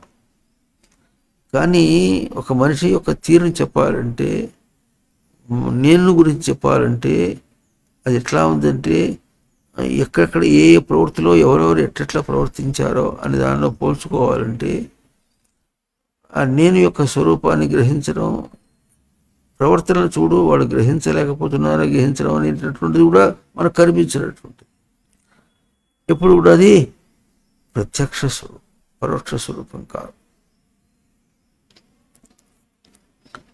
ఏదైనా చెబితే ఎట్లా ఉండాలి, think more before jumping into conclusion. దూకద్దు, థింక్ మోర్, బాగా ఆలోచించి, అప్పుడు నీకు అది ప్రత్యక్ష ప్రమాణంగా. ఒక విషయాత్మకంగా ఏదైనా తీసుకుందాం అనుకోండి, కెన్ ఆల్వేస్ బి డిబేటెడ్. అది అట్లా అనొచ్చు, ఇట్లా అనొచ్చు, పోల్చి చెప్పచ్చు, ఇది బాగుంది అది బాగోలేదు అని కూడా చెప్పచ్చు. శాస్త్రం దగ్గర, గురువు దగ్గర, తన ప్రవర్తన దగ్గర, పాలన దగ్గర వచ్చేసి అదట్ట ఇదట్ట అన్నా ఉంటే, అదట్ట ఇదట్ట ఏమిటి కనుక తెలియటంలే. అదట్ట ఇదట్టప్పుడు అదట్ట ఎట్లా ఉంది, అప్పట్టున ఇప్పట్టున అనుభవమున అందుకోమని. అప్పట్టున ఎట్లా ఉంటుంది, అది విషయాత్మకం, ఎంతైనా విషయాత్మకమే. ఆ డెసిషన్ తీసుకోవాలి ఎక్కడైనా, ఎక్కడికక్కడ, అది ఎంతైనా విషయాత్మకమే. దాని మీద డిబేట్ ఏమిటి కనుక, దాని మీద మంచి చెడులు పోల్చుకోవాల్సిన అవసరం వచ్చి. ఏదైనా ఉంటే విషయముల వరకే, అంతే. మంచి చెడులు ఎత్తినా విషయం వరకే, తన దాకా రాకూడదు, తన నిశ్చయం దాకా రాకూడదు, తన సాధన దాకా రాకూడదు. అది అందించేది ఎంతవరకు ఉంటుంది, నిత్యానిత్య వస్తు వివేకము అది ఎంతవరకు అందిస్తుంది, అది ఒక ఉపమానం వరకు అందిస్తుంది, పరోక్షంగా అందిస్తుంది. అది అందించింది విషయాంతో పోల్చి, తర్వాత ఏం చేస్తాడు, దాంతో తనకు పోల్చేటప్పటికి అక్కడ మంచి చెడు ఎట్లా ఉందో, మంచి చెడు అవును కాదు, చాలా గొప్ప విశేషం. ఈ బుద్ధి మరి చెప్పండి, ఈ బుద్ధి అనే పదాన్ని దాటేయద్దు. అవగమనం అంటే భద్రంగా తను చేర్చుకోవడం,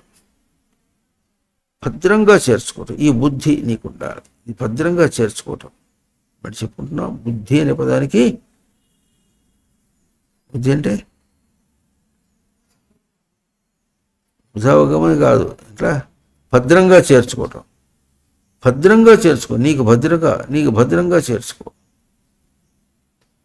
బుద్ధి అంటే ఏం అర్థం కాలే, ఇప్పుడు నువ్వు చెప్పావు కనుక బుధ అవగమనం అర్థమైంది. అంటే మళ్ళీ అంటాడు, ప్రధానికి అంటే భద్రంగా చేర్చుకో, స్థిరంగా చేర్చుకో అంతరాటలే. ఆ సొఫిస్టికేషన్, ఆ సూక్ష్మతనకు అబ్బేంత వరకు కూడా తనకు పరాం భక్తిమై లేదు.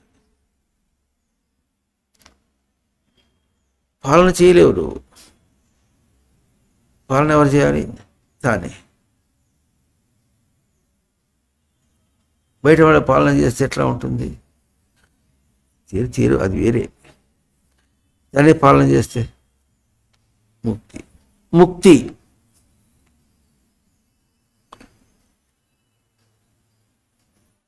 కనుక గురువు మన అన్నాడు అనుకోండి, నాయన ఇంకొక దోషంలో నిన్ను సవరించుకోవాలి అన్నావు. ఏమన్నాడు, నిన్ను సవరించుకోవాలి. ఏమిటి చెప్పండి చేస్తా కాదు. ఆ మాట అనేటప్పటికీ ఏమిటో చెప్పండి చేస్తా అన్నవాడు పెద్ద వినయంగా అంటాడు. వాడు వినయం కలవాడు కాదు. వినయం అంటే విశేషణ నయతి ఆప్నోతి, స్వయం ఆప్నోతి. ఆ మాట అనేటప్పటికీ తను తానే విచారణ చేసుకోవాలి. చేసి అవసరమైతే పోయి నా తప్పు ఇది, నేను దర్శనం చేసి ఇగో ఇప్పుడు సవరించుకున్నా అని చెక్ బ్యాక్. Check back. ఏమో ఆయన ఏమంటాడు, ఆయన ఏమంటాడంటే ఆయనను చూసావు, ఆయన్ని చూసావు కానీ నిన్ను చూడలే. గురువు ఆయన కాదుగా. గురువు ఎవరు? నేను యొక్క దర్శనం. శాస్త్రం ఎవరు? నేను యొక్క దర్శనం. గురువు నేను యొక్క దర్శనం ఎట్లాగో, శాస్త్రం నేను యొక్క దర్శనం ఎట్లాగో, వాళ్ళు ఎటువంటి వాళ్ళు? తనకు తన ప్రవర్తన యొక్క దర్శనం, అది దైవ దర్శనం. తన ప్రవర్తన యొక్క దర్శనం అంటే ఇప్పుడు దులిపేసి అవతల పారేసాం సామాన్య వ్యవస్థలో. ఇక్కడి దాకా వచ్చేటప్పటికీ తన అలంభావాన్ని పీకి పారేయటం అనేది చాలా కష్టం.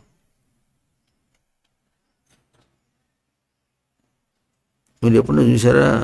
గిన్నెలు మసి పట్టినేసినాయి బాగా, అది మామూలుగా అరిగితే పోలే, గోరుబెట్టి అన్నాడు పోలే. ఇప్పుడు కొత్తగా మనకు రోజుల్లో కొబ్బరి పీసు మాత్రం ఉండేది, ఇప్పుడు ఇనప పీసు వచ్చింది. ఇనప పీసు పెట్టి తీసినప్పుడు కూడా పోలే, ఎందుకంటే ఇనప పీసు రుద్ది రుద్ది రుద్ది అది దాని అది కూడా మొద్దుబారింది. అవునా? అది గీకుతుంటే మనకేం తెలుస్తుందంటే, గీకి కడుతుంటే కొంత పోయింది ఇంకా ఉంది, కొంత పోయింది ఇంకా పోయింది, కొంత పోయింది. ఏం పాఠం చెప్తుంది? అరే రే కొంత పోయింది కొంచెం వేసింది. అటువంటిది నీ దగ్గర ఉంది, కొంత పోయింది కొంత ఉంటుంది. అర్థమైందా లేదా? బట్టలు దాడిస్తుంటే ఎట్లా వాషింగ్ మెషిన్లో వేసి దాడిస్తుంటే అది మెలికలు మెలికలు తీసుకుంది. దాన్ని చూడంగానే ఏం తెలియాలి? అది నీ దగ్గర ఉంది. అది నీ దగ్గర ఉంది కనుక ఇప్పుడు దాన్ని ఏం చేయాలి? దాన్ని సరిగా చేయటం అంటే నీ దగ్గర సరిగా చేస్తే దాన్ని సరిగా చేస్తావు.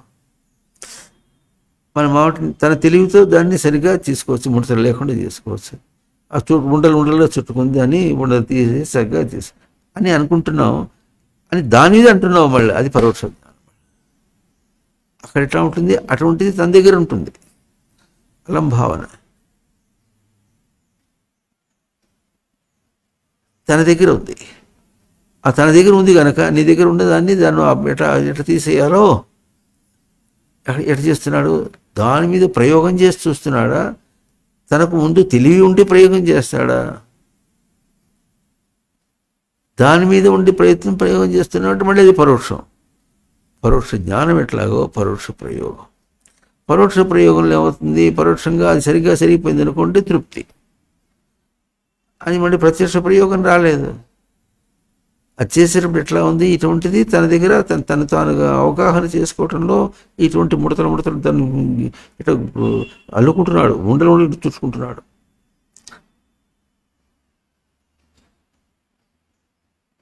చీవుడి చీతే ఇట్లా అన్నాడు. ఇట్లా అనేటప్పటికి ఏమైంది? తన మీదకి పడింది. ఈ బుద్ధి తనకుంది. తను తాను వదిలించుకోవాలని, తన దోషాన్ని వదిలించుకోవాలని ప్రయత్నం చేసినాడు ఇప్పుడు అని తన మీద వేసుకుంటున్నాడు. మళ్ళీ ఇది తన దగ్గర ఉంది. శివుడి నువ్వు బయటగా ఏమి చేసినప్పుడు కూడా అది తన దగ్గర ఉన్నటువంటి ఒక తప్పును తనకు ఎత్తి చూపిస్తుంది. అది కేవలం విషయాత్మకం కాదు, ఏది విషయాత్మకం కాదు. బయట జరిగేటటువంటి దానికి కార్యకారణములు లేవు. కార్యకారణములు ఎక్కడున్నాయి? తన దగ్గర ఉన్నాయి. బయట ప్రవర్తనలో ఎక్కడా కార్యకారణం అనేటువంటిది లేదు.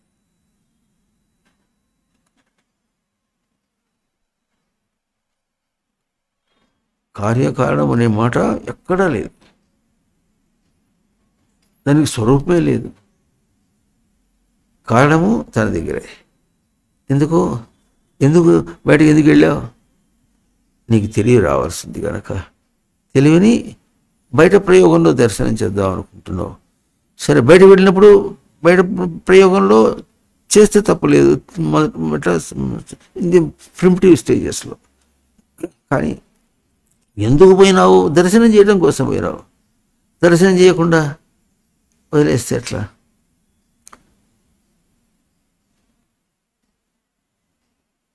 ఇది మనకు బాగా తెలియాలి. ఇటువంటివి మనకు గుర్తించకుండా విషయాత్మకంగా కొన్నిటిని నిగ్రహం అనుకుంటే బయటపుగా నిగ్రహించి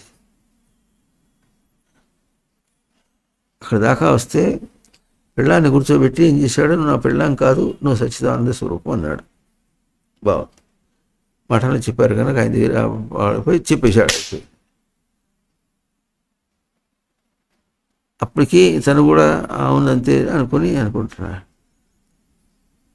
సరిపోదు, ఇది కూడా సరిపోదా?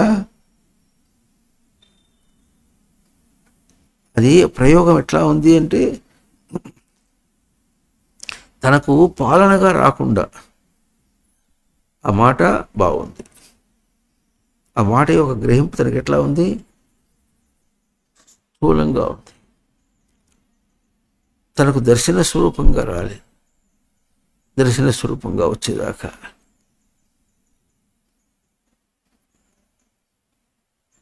అర్థమవుతుంది. బోధవాక్యాలన్నీ ముందు ఎప్పుడు తనకి ఎట్లా ఉంటాయి?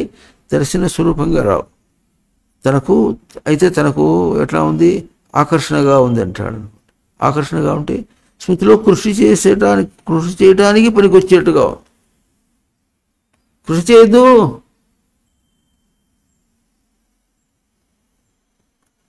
ఆ ఆకర్షణకి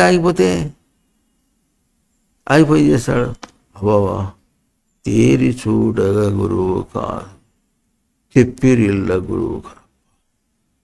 గురువు దగ్గర చేరా ఏం నేను ముక్తిని పొందుతా అంటే ఏం కాదు. గురువు తనకు దర్శన స్వరూపం, సృష్టి దర్శన స్వరూపం, విషయం దర్శన స్వరూపం, దుఃఖం దర్శన స్వరూపం. ఏ దర్శన స్వరూపం కాదు.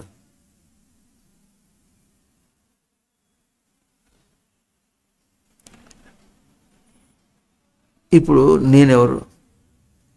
మయి సేవ అంటే, మయి భక్తి అంటే, నేను ఎందు సేవ ఎట్లా? నేను ఎందుకు సేవ జరగటంలే? నువ్వు చెప్పావు ఒక నియమాలు, విషయాత్మకంగా కనిపిస్తున్న నియమాలు చేసేసావు. దా చెప్పినట్టుగా పెళ్ళాం దగ్గరికి పోయి నువ్వు పెళ్ళాం కాదని చెప్పేశావు. అది కూడా విషయాత్మకమైన సేవ అయింది. నేను యొక్క సేవ కాలే. ఎప్పుడు అవుతుంది? దర్శనం చేసినప్పుడు. ఈ దర్శనం చేసినప్పుడు ఎట్లా ఉంటుంది? ఇలా తిరుగుతున్నప్పుడు తను ప్రవర్తిస్తూ ఉంటుంది. తను ఎట్లా ప్రవర్తిస్తుంది? తను ఇదివరకులాగా పెళ్ళాంలాగానే చనువుగా వచ్చి ప్రవర్తిస్తున్నట్టుగానే తనువుతూ వస్తుంది. పెళ్ళంగా చనువుగా వచ్చిందా? మరి నేను యొక్క చనువుగా వచ్చిందా? అసలు దర్శనం చేయడం అనేది లౌకికమైనటువంటిది. చాలా లౌకికం అనే మాట లోకరు దర్శనే. నీ దర్శనానికి అందేంత వరకు కూడా లోకం. లేకపోతే తర్వాత ఏమవుతుంది? పెళ్ళాం అనే అంశం ఉండదు.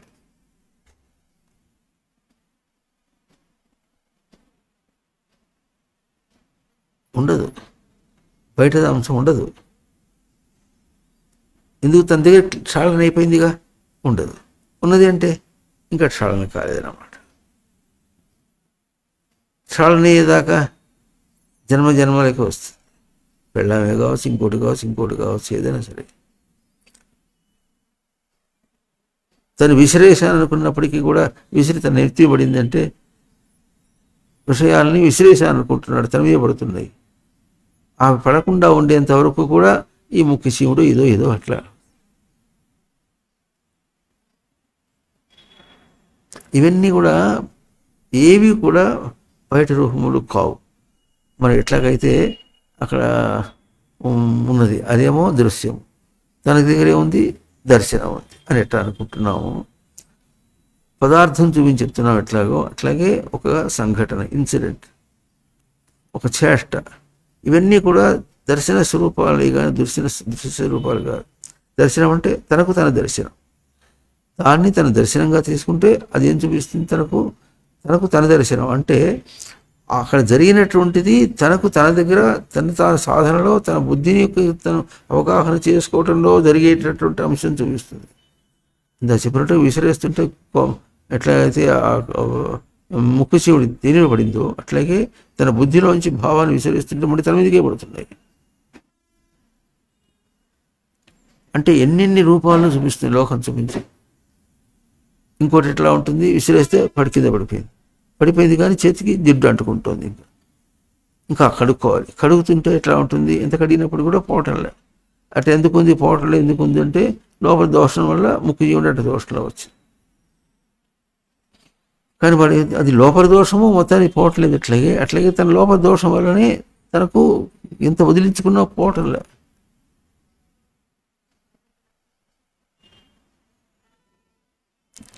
ఏం పోవటం లేదు అంటే తనతో పోల్చుకుని ఒక బయట పచ్చుగా పోల్చుకుని తన దగ్గర ఏముంది కనుక దేహం ఒకటి, తర్వాత దేహానికి చుట్టూ ఉన్నటువంటి బంధువులు, తర్వాత ఇంకా ఇల్లు పరిసరాలు, ఊరు, ఇంకో బయట పడితే కొంత పరిచయం, తర్వాత ఇంకోటి బయట వృత్తి, దానివల్ల కొంతమంది ప్రవచనం. ఇంతవరకు ఇది చాలా పరిమితమైనటువంటిది. ఇంత పరిమితమైన లోకంలో ఎంతమంది చాలామంది ఉన్నారు. అంత పోల్చుకుంటే చాలా పరిమితమైనటువంటిది. ఇంత పరిమితమైనప్పటికీ కూడా తన దగ్గర తన దాకా తనకేం చూపిస్తుంది, తన లోపల ఏం జరుగుతుందో చూపిస్తుంది. తను కదిలాడంటే తన లోపల ఏం జరుగుతుందో చూపిస్తుంది. ఎందుకు చూపిస్తుంది అంటే ఇదివరకు మనం బుద్ధి భాష అని చెప్పుకున్నాం. బుద్ధి భాషని నువ్వు చదివేటట్లుగా చూపిస్తుంది. ఎందుకు? బుద్ధి భాష ప్రయోగం కదా అది. బుద్ధి ప్రయోగం కనుక బుద్ధిని ఎట్లా దర్శనం చేయగలవు అది చూపిస్తుంది. అట్లాగే గురువు దగ్గరికి వచ్చినప్పుడు కూడా గురువు దగ్గర నీకేం చూపిస్తుంది? గురువు అనేది నీ బుద్ధి భాష. బుద్ధి భాషకి దర్శనం చేయాలి అక్కడ.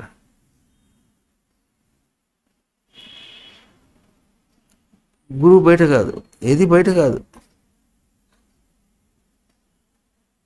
నీ దర్శనమే నీ స్వరూపం. ఇదెట్ట అంటానే నీ స్వరూపం కాదు. ఇది బాగా నేర్చుకోవాలి.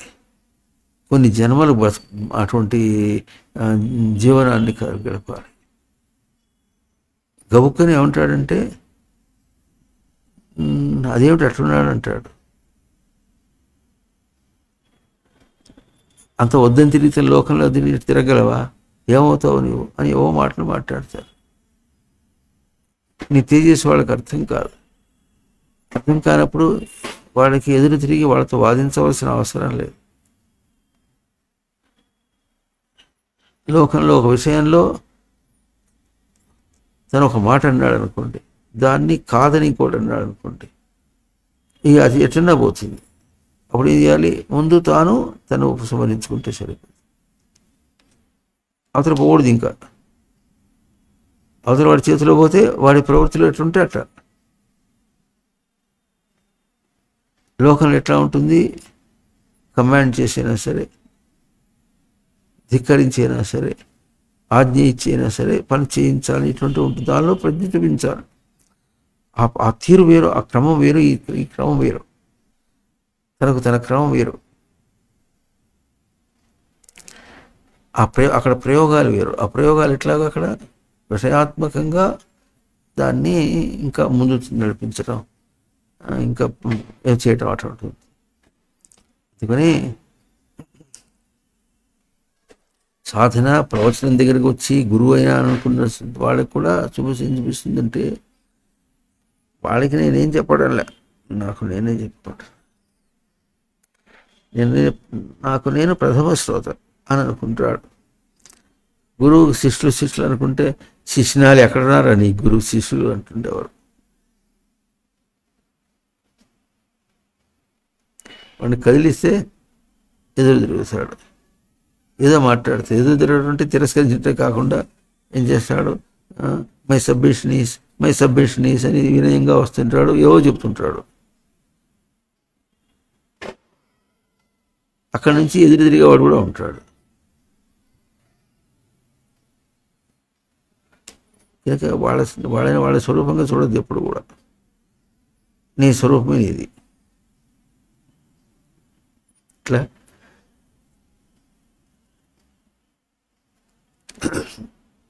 సూర్యో యథా సర్వలోకస్య చక్షుః న లిప్యతే చాక్షుషైర్బాహ్య దోషై. బయట దోషముల చేత నా లిప్యతే. అట్లాగే బయటవన్నీ కూడా దోషమే. అంటే బయట దోషం అన్నమాట బయట దృష్టి తనకు దోషం అని, కానీ బయట పదార్థములు చూపించిన వాక్యం కాదు. బయటగా చూడొద్దు, శిష్యుడిని బయటగా చూడొద్దు. అని ఎట్లాగో గురువును బయటగా చూడొద్దు. గురువు నైవ శిష్య అంటే గురువు లేదు శిష్యుడు లేదని అర్థం కాదు. గురువు అనేది బయట దృష్టి కాదు, శిష్యుడు అనేది కూడా బయట దృష్టి కాదు, శాస్త్రం అనేది బయట దృష్టి కాదు, సాధన అనేది బయట దృష్టి కాదు. అందువల్లనే అది భక్తి, పరాం భక్తి, మయి పరాం భక్తి. మయి పరాం భక్తి అన్నప్పుడు వాక్యము నేను యందు పాలనాపూర్వమైనటువంటి సేవ. కేవలం లౌకికంగా తిరుగుతున్నటువంటి వానికి కూడా అది ఏం చేస్తుంది, బయటది ఏం చేస్తుంది, గుణపాఠాన్ని చూపిస్తుంది, బాధించి చూపిస్తుంది. తనటి తీసుకోవాలి మయి పరాం భక్తి. నేను యందు పాలనగా సేవించుట దాన్ని అనే మాట అక్కడ ఎట్లా ప్రయోగం అవుతుందో, సూటిగా పూర్తిగా ఎదిగి ఒక ఉన్నత దశకి వచ్చినటువంటి వాడు కూడా ఇంకా ఏదైనా తప్పు ఉంటే చెప్పండి అని అన్నాడు అనుకోండి, అప్పుడు వాడు కూడా ఆ దోషమే చేస్తున్నాడు. రాకూడదు ఇప్పుడు కూడా. దాని లోకంలో ఏమంటారంటే, గురువు ఒక మాట అన్నారంటే, మొగుడు ఒక మాట అన్నాడంటే, పెళ్ళాం ఒక మాట అన్నదంటే, కొడుకు ఒక మాట అన్నాడంటే ఇక తాను వాళ్ళ గురించి ఏమనేది ఏం కాదు. అది తనకు తన అంశంగా వచ్చింది అనుకొని కొడుకుని ఎట్లా వదిలించుకోవాలి, పెళ్ళాన్ని ఎట్లా వదిలించుకోవాలి, మొగుడిని ఎట్లా వదిలించుకోవాలి, గురువుని ఎట్లా వదిలించుకోవాలి కాదు. గురువుని ఎట్లా వదిలించుకోవాలంటే గురువు మీద ఆరోపణగా కాకుండా తనకు అది ఆలోచన విధానంగా. అప్పుడు గురువు బయట గురువు లేకుండా పోతాడు, బయట పెళ్ళాన్ని లేకుండా పోతుంది, బయట మొగుడు లేకుండా పోతాడు, బయట విషయం లేకుండా పోతుంది. అక్కడి నుంచి ఒకటి స్పందన వచ్చింది అంటే ఆ స్పందన ఎక్కడుంది? స్పందన అక్కడి నుంచి స్పందన అంటున్నాం. ఎంత పచ్చి అబద్ధం మాట ఇది. ఎందుకంటే స్పందన బయట లేదు, తన దగ్గర. తన స్పందన తాను దర్శనం చేయాలి.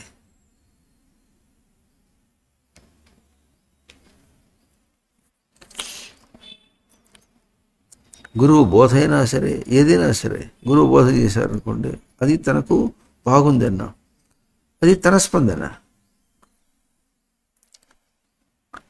అక్కడ బాగాలేదు అనే మాట తనకు రాకూడదు. వచ్చిందనుకోండి, వస్తే తన స్పందన అది కూడా.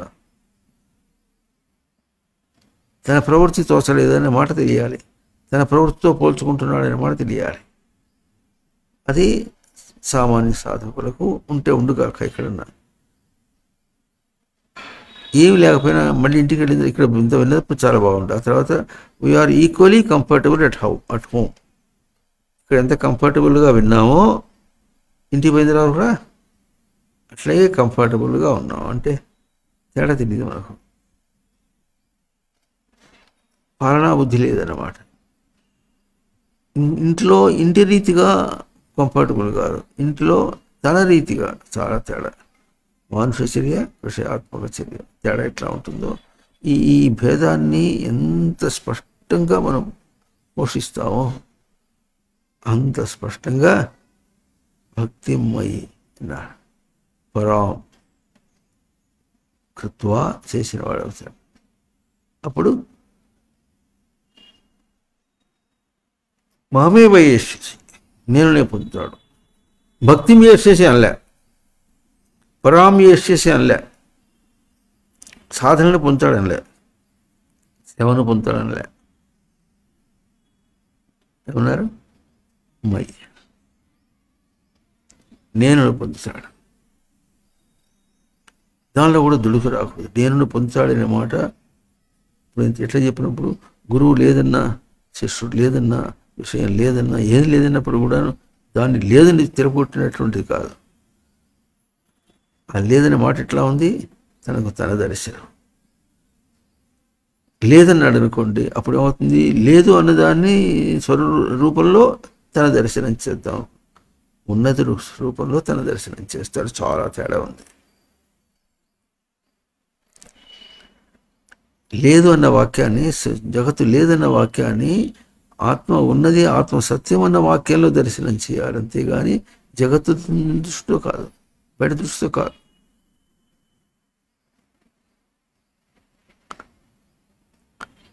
అప్పుడు మయి పరాం భక్తిం కృత్వా మామేవ యేష్యసి, మయం ఏవ యేష్యసి. మాం శబ్దానికి మయి అన్నప్పుడు అన్నారు కనుక మయి ఎందు, నేను ఎందు, నేను నేను నేను ఎందునే దర్శనం చేస్తాను. ఈ వాక్యాలు వ్యాకరణంతో చెప్తే మయం అంటే అసహ్యం. అటువంటి వాక్యం లేదు, అటువంటి పదం లేదు, సంస్కృత భాషలో లేదు. నేను ఎందునే దర్శనం చేస్తాడు. నేను ఎందు అంటే ఏమిటో దాన్నే దర్శనం చేస్తాడు. నిర్వచనం చెప్పాలి. మయితి భావం అని దర్శయతి అని అంటారు వాళ్ళు సంస్కృత భాషలో నిర్వచనం చెప్పాలంటే. మయితి భావం, మయి అన్నప్పుడు ఏమంటున్నావు ఆ భావమునే దర్శనం చేస్తాడు.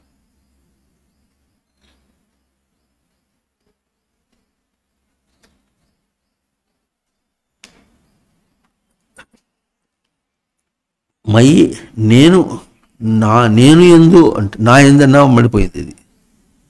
అక్కడ నేను ఎందు, నేను ఎందు అన్నప్పుడు ఏం దర్శనం చేస్తున్నావు, ఎట దర్శనం చేస్తున్నావో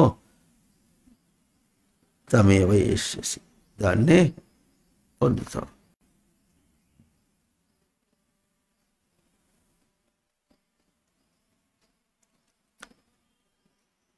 కనుక మామూలుగా ఆత్మవంచన చేసుకోకన్నమాట లోకంలో లౌకికంగా కొన్ని విషయాలతో పోల్చి చెప్పుకున్నాం. అది ఎంత వాక్యము అది తీసేయడం సులభం ఎట్లా ఉందో సామాన్య సాధకుడు కూడా సాధకుడే ఉంటాడు. అవి తీసేయడం చాలా సులభం అన్నాడు. చేసావు సరే బాగుంది, ఇప్పుడు చేసాక చెప్పు. ఇక్కడ దాకా వచ్చి ఇప్పుడు ఏమనాలి, తనకు తన దర్శనం ఎట్లా ఉండాలి. ఇప్పుడు కూడా పరోక్షం కాదు, ఇంకా ప్రత్యక్షమే. లోపల అది ఎట్లుండాలి, అమృతం అనేటటువంటిది మథనం చేసి. ఎప్పుడు మథనం అంటే మంథ విలోడని. దీన్నే చిదానందములు అన్నారు. విలోడనమే చిదానందములు. ఉనికిని ఎందుకు చిలుక్కుంటూ ఉండాలంటే దేహధారిగా ఉన్నవాడు ఎక్కడ తిరుగుతున్నాడు, బయట అన్న అంశము తన్ని ఇప్పుడు చుట్టూ ఉంటుంది. వింటున్నారా లేదా? ఎందుకు బయటకి ప్రవర్తించడానికి ఒక అంశాన్ని దాన్ని సమన్వయం చేసుకుని వచ్చాడు. మళ్ళీ సంకన పెట్టుకుని రాలే. కణము శబ్దానికి కణము శబ్దే నిమిలని అంటే స్థూలమును ఎట్లా పరికించుకున్నాడు, తన సంస్కారమును సమన్వయం చేసుకోవడానికి తగినట్టుగా పరికించుకున్నాడు. అంటే ఇప్పుడు సంస్కారమును పరికించుకున్నాడా, స్థూలమును పరికించుకున్నాడు అంటే రెండు కూడా. తను కూర్చోటాన్ని పరికించుకున్నాడు, కుర్చీని కూడా పరికించుకున్నాడు. ఎట్లా పరికించుకున్నాడు, కుర్చీలో స్థిర సుఖం ఆసనం, ఆసనమును పరికించుకున్నాడు, స్థిర సుఖమును పరికించుకున్నాడు. చాలా సటిల్ డిఫరెన్సెస్. శ్లోకం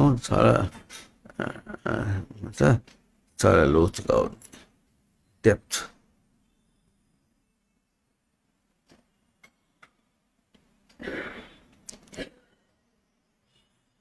ఇట్లా దర్శన మాత్రం చేతనే ఇక తనకు పోకడ సాధనలు, దృశ్యమాత్రం లేదు. బయటగా అది దృశ్యము నేను చూచాను అట దాంతో పోల్చొని కాదు, తన దగ్గర తనకే దర్శనం మాత్రమే.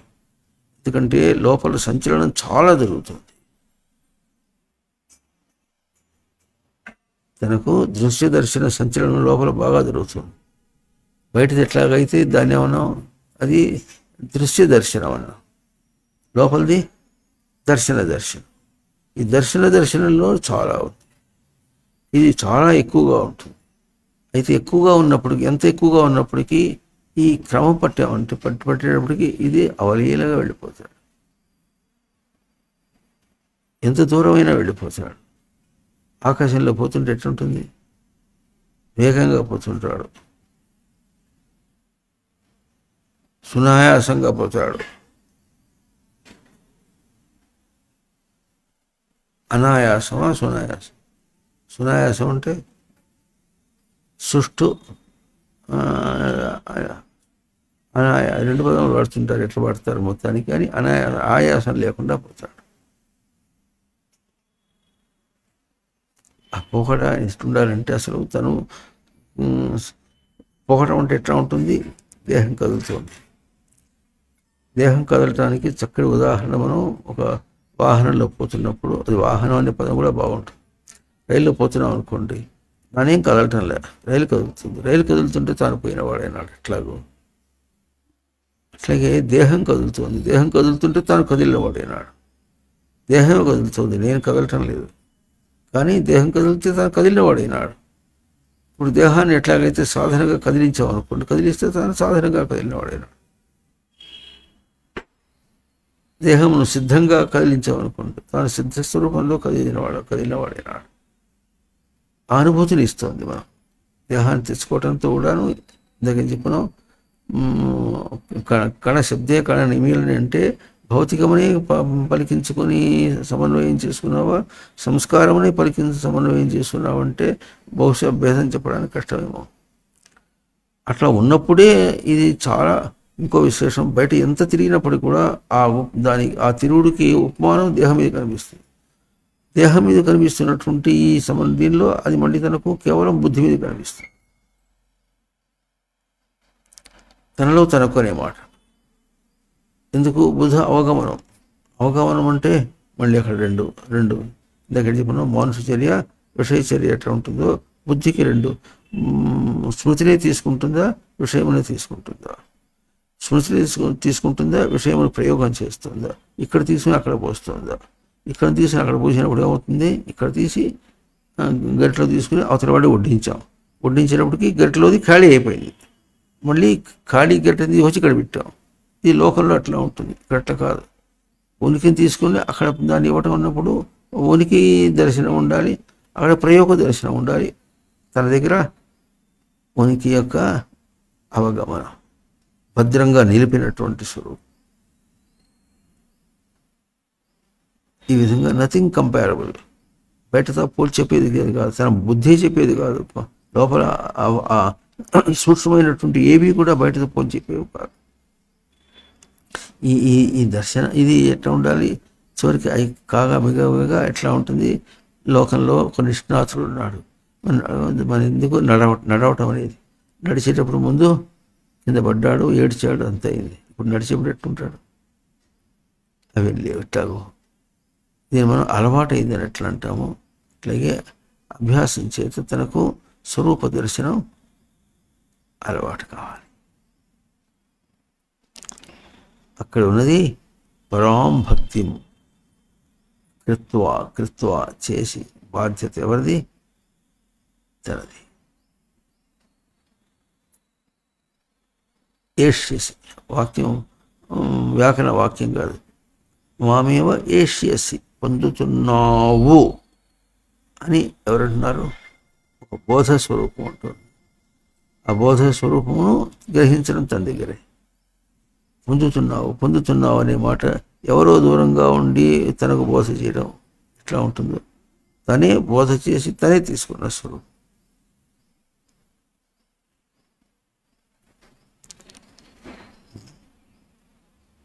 చెప్పండి. ఇమం పరమం గుహ్యం మద్భక్తేష్వభిధాస్యతి భక్తిం మయి పరాం కృత్వా మామే వైష్యత్య సంశయః. మామే వైష్యత్య సంశయః. ఓం తత్ సత్.